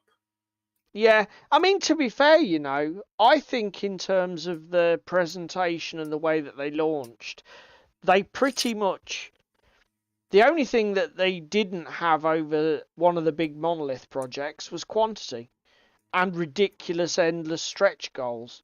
I think that their photography and their digitals and their artwork and looked every bit as good as like the last Batman one from Monolith. But this is the other thing that Vince and Adam said, which is that sort of stuff is absolutely day one now. It doesn't matter if you're a guy working in your garage who's got a good idea. You need top quality. You're marketing yourself. Yeah, to actually make your Kickstarter even register to people's eyeballs, you need top quality art, top quality layouts. Even the video headers, because every Kickstarter now is topped with a header that, it's like a 3-minute video shot with fucking professional standards, in 4K, almost like a TV advert sort of thing. Yeah. And that's the problem. That is the big issue with Kickstarter. It's no longer a place to foster good ideas by enthusiastic but under-resourced individuals. It's effectively like eBay or Amazon. It's just another retail space where the big boys can swing their massive cocks and win. Well, can we just attack the Amazon and elephant in the room? JJ says that's the other thing. You can spend all the money you like. You spend thousands on art layout, minis, and videos. But if you don't spend on advertising, nobody sees that. Yeah. Yeah. Critical Role with the biggest Kickstarter funding ever at the time for doing that animated series, etc. And then it got also bought out by Amazon after it had gone to Kickstarter, didn't it? Yeah. Because Bezos wanted a slice of the pie. It's just ridiculous. Yeah. I mean, again, that's what Kickstarter is now. Unfortunately. And Adam and Vince did say in their Snarlcast that in Kickstarter's defense, they have tried in the recent past to make their platform more friendly to smaller producers. Companies, yeah. But again, I don't really know what Kickstarter can do except kick themselves in the balls.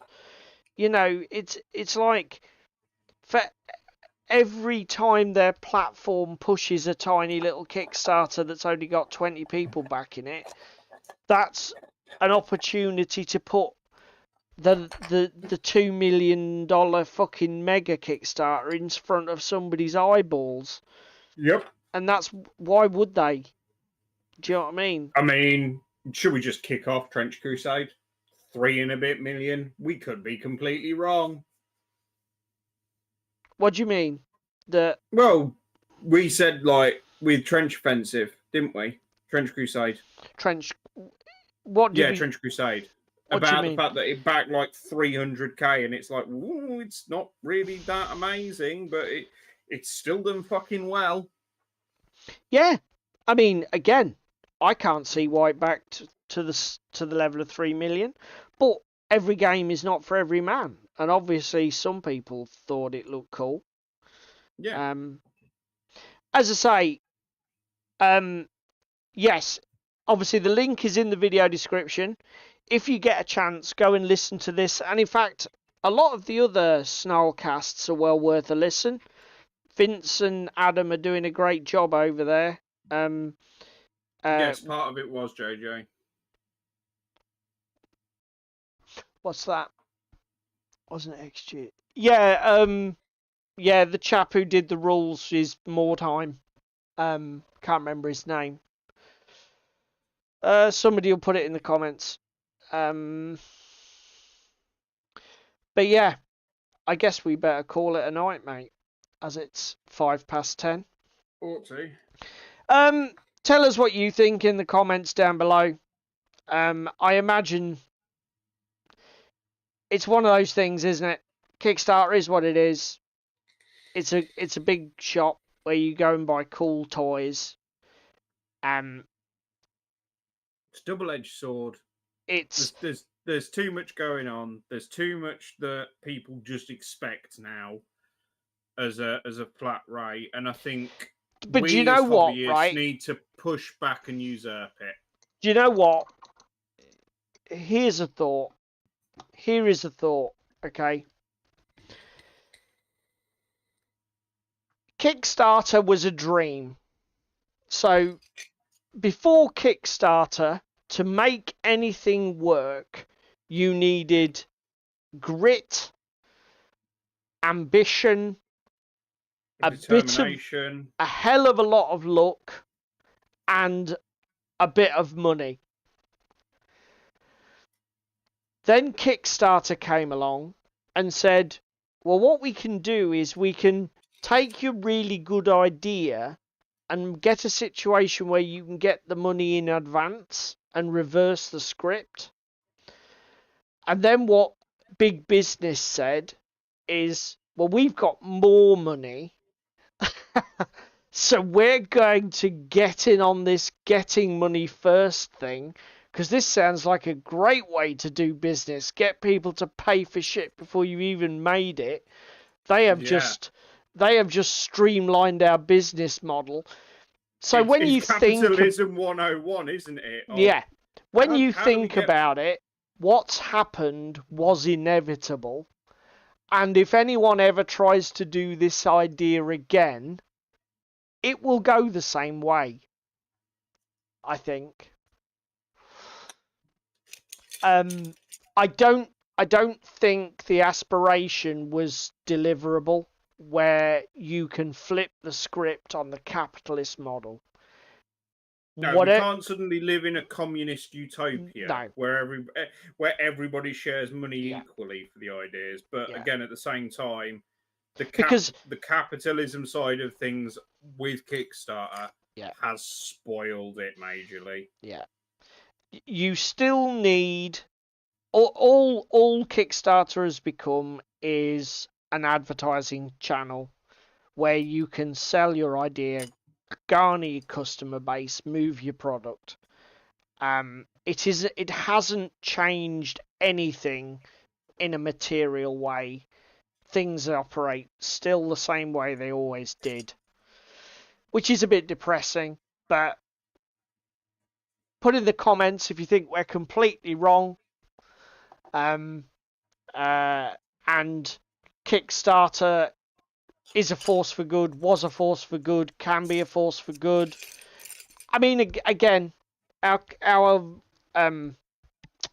video title and thumbnail are hyperbolic. It isn't evil. It's just another capitalist enterprise where the guys with the biggest, deepest pockets win. It does, however, need to head to the gulag. Oh my god! Right, we're calling it. First of all, thank you to our chat as usual. Our co-stars over there on the right-hand side of your screen are as much part of the show as everybody else, and it's great to have them with us. Thank you for yourself if you watched along later, and we are grateful. If you can only find time to do one thing tonight, please click the like button. It's only a small thing for you, but it's a massive thing for us, and it helps to push us just a little bit in the YouTube algorithm. If you want to do any of the other shit, share, comment, subscribe, whatever, then please do that as well. It's your YouTube, use it how you want. Just a reminder, painting competition next Thursday. If you want to submit an entry, there is an email down below, or you can DM me on the Tabletop Discord server. Get over there and join now. Subject for this month is Citizen. So yeah, let's see 'em.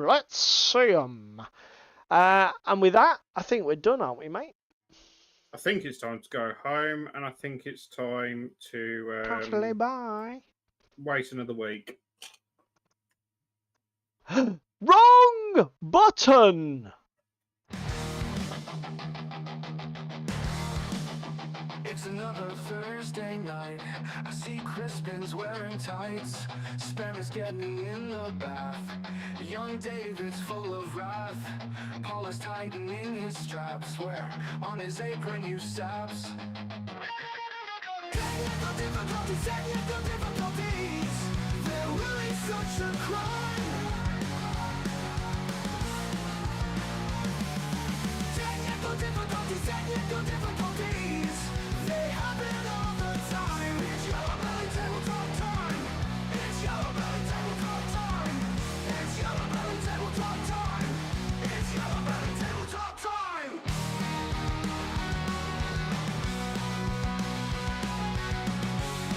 It's Yellowbelly Tabletop time.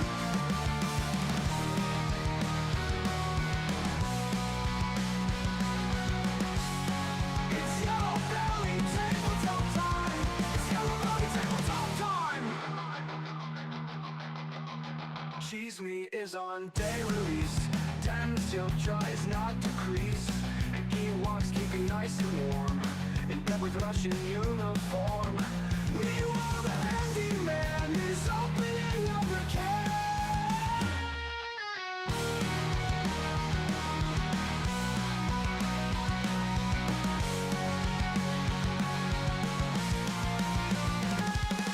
Technical difficulties.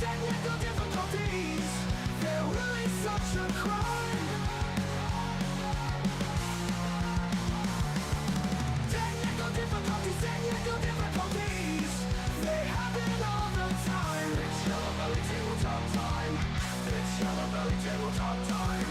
It's Yellow Belly Tabletop time. It's Yellow Belly Tabletop time. Cheese is on day release. Damn chef tries not to crease. The Ewoks keeping nice and warm in bed with Russian uniform. Meanwhile, the handyman is opening another can.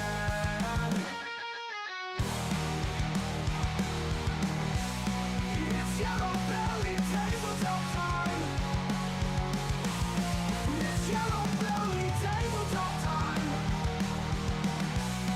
It's Yellow Belly Tabletop time. It's Yellow Belly Tabletop time. Cheesing is on day release. Damn me up tries not to crease. And Ewoks keeping nice and warm in bed with Russian uniform. Meanwhile, the handyman is opening another can.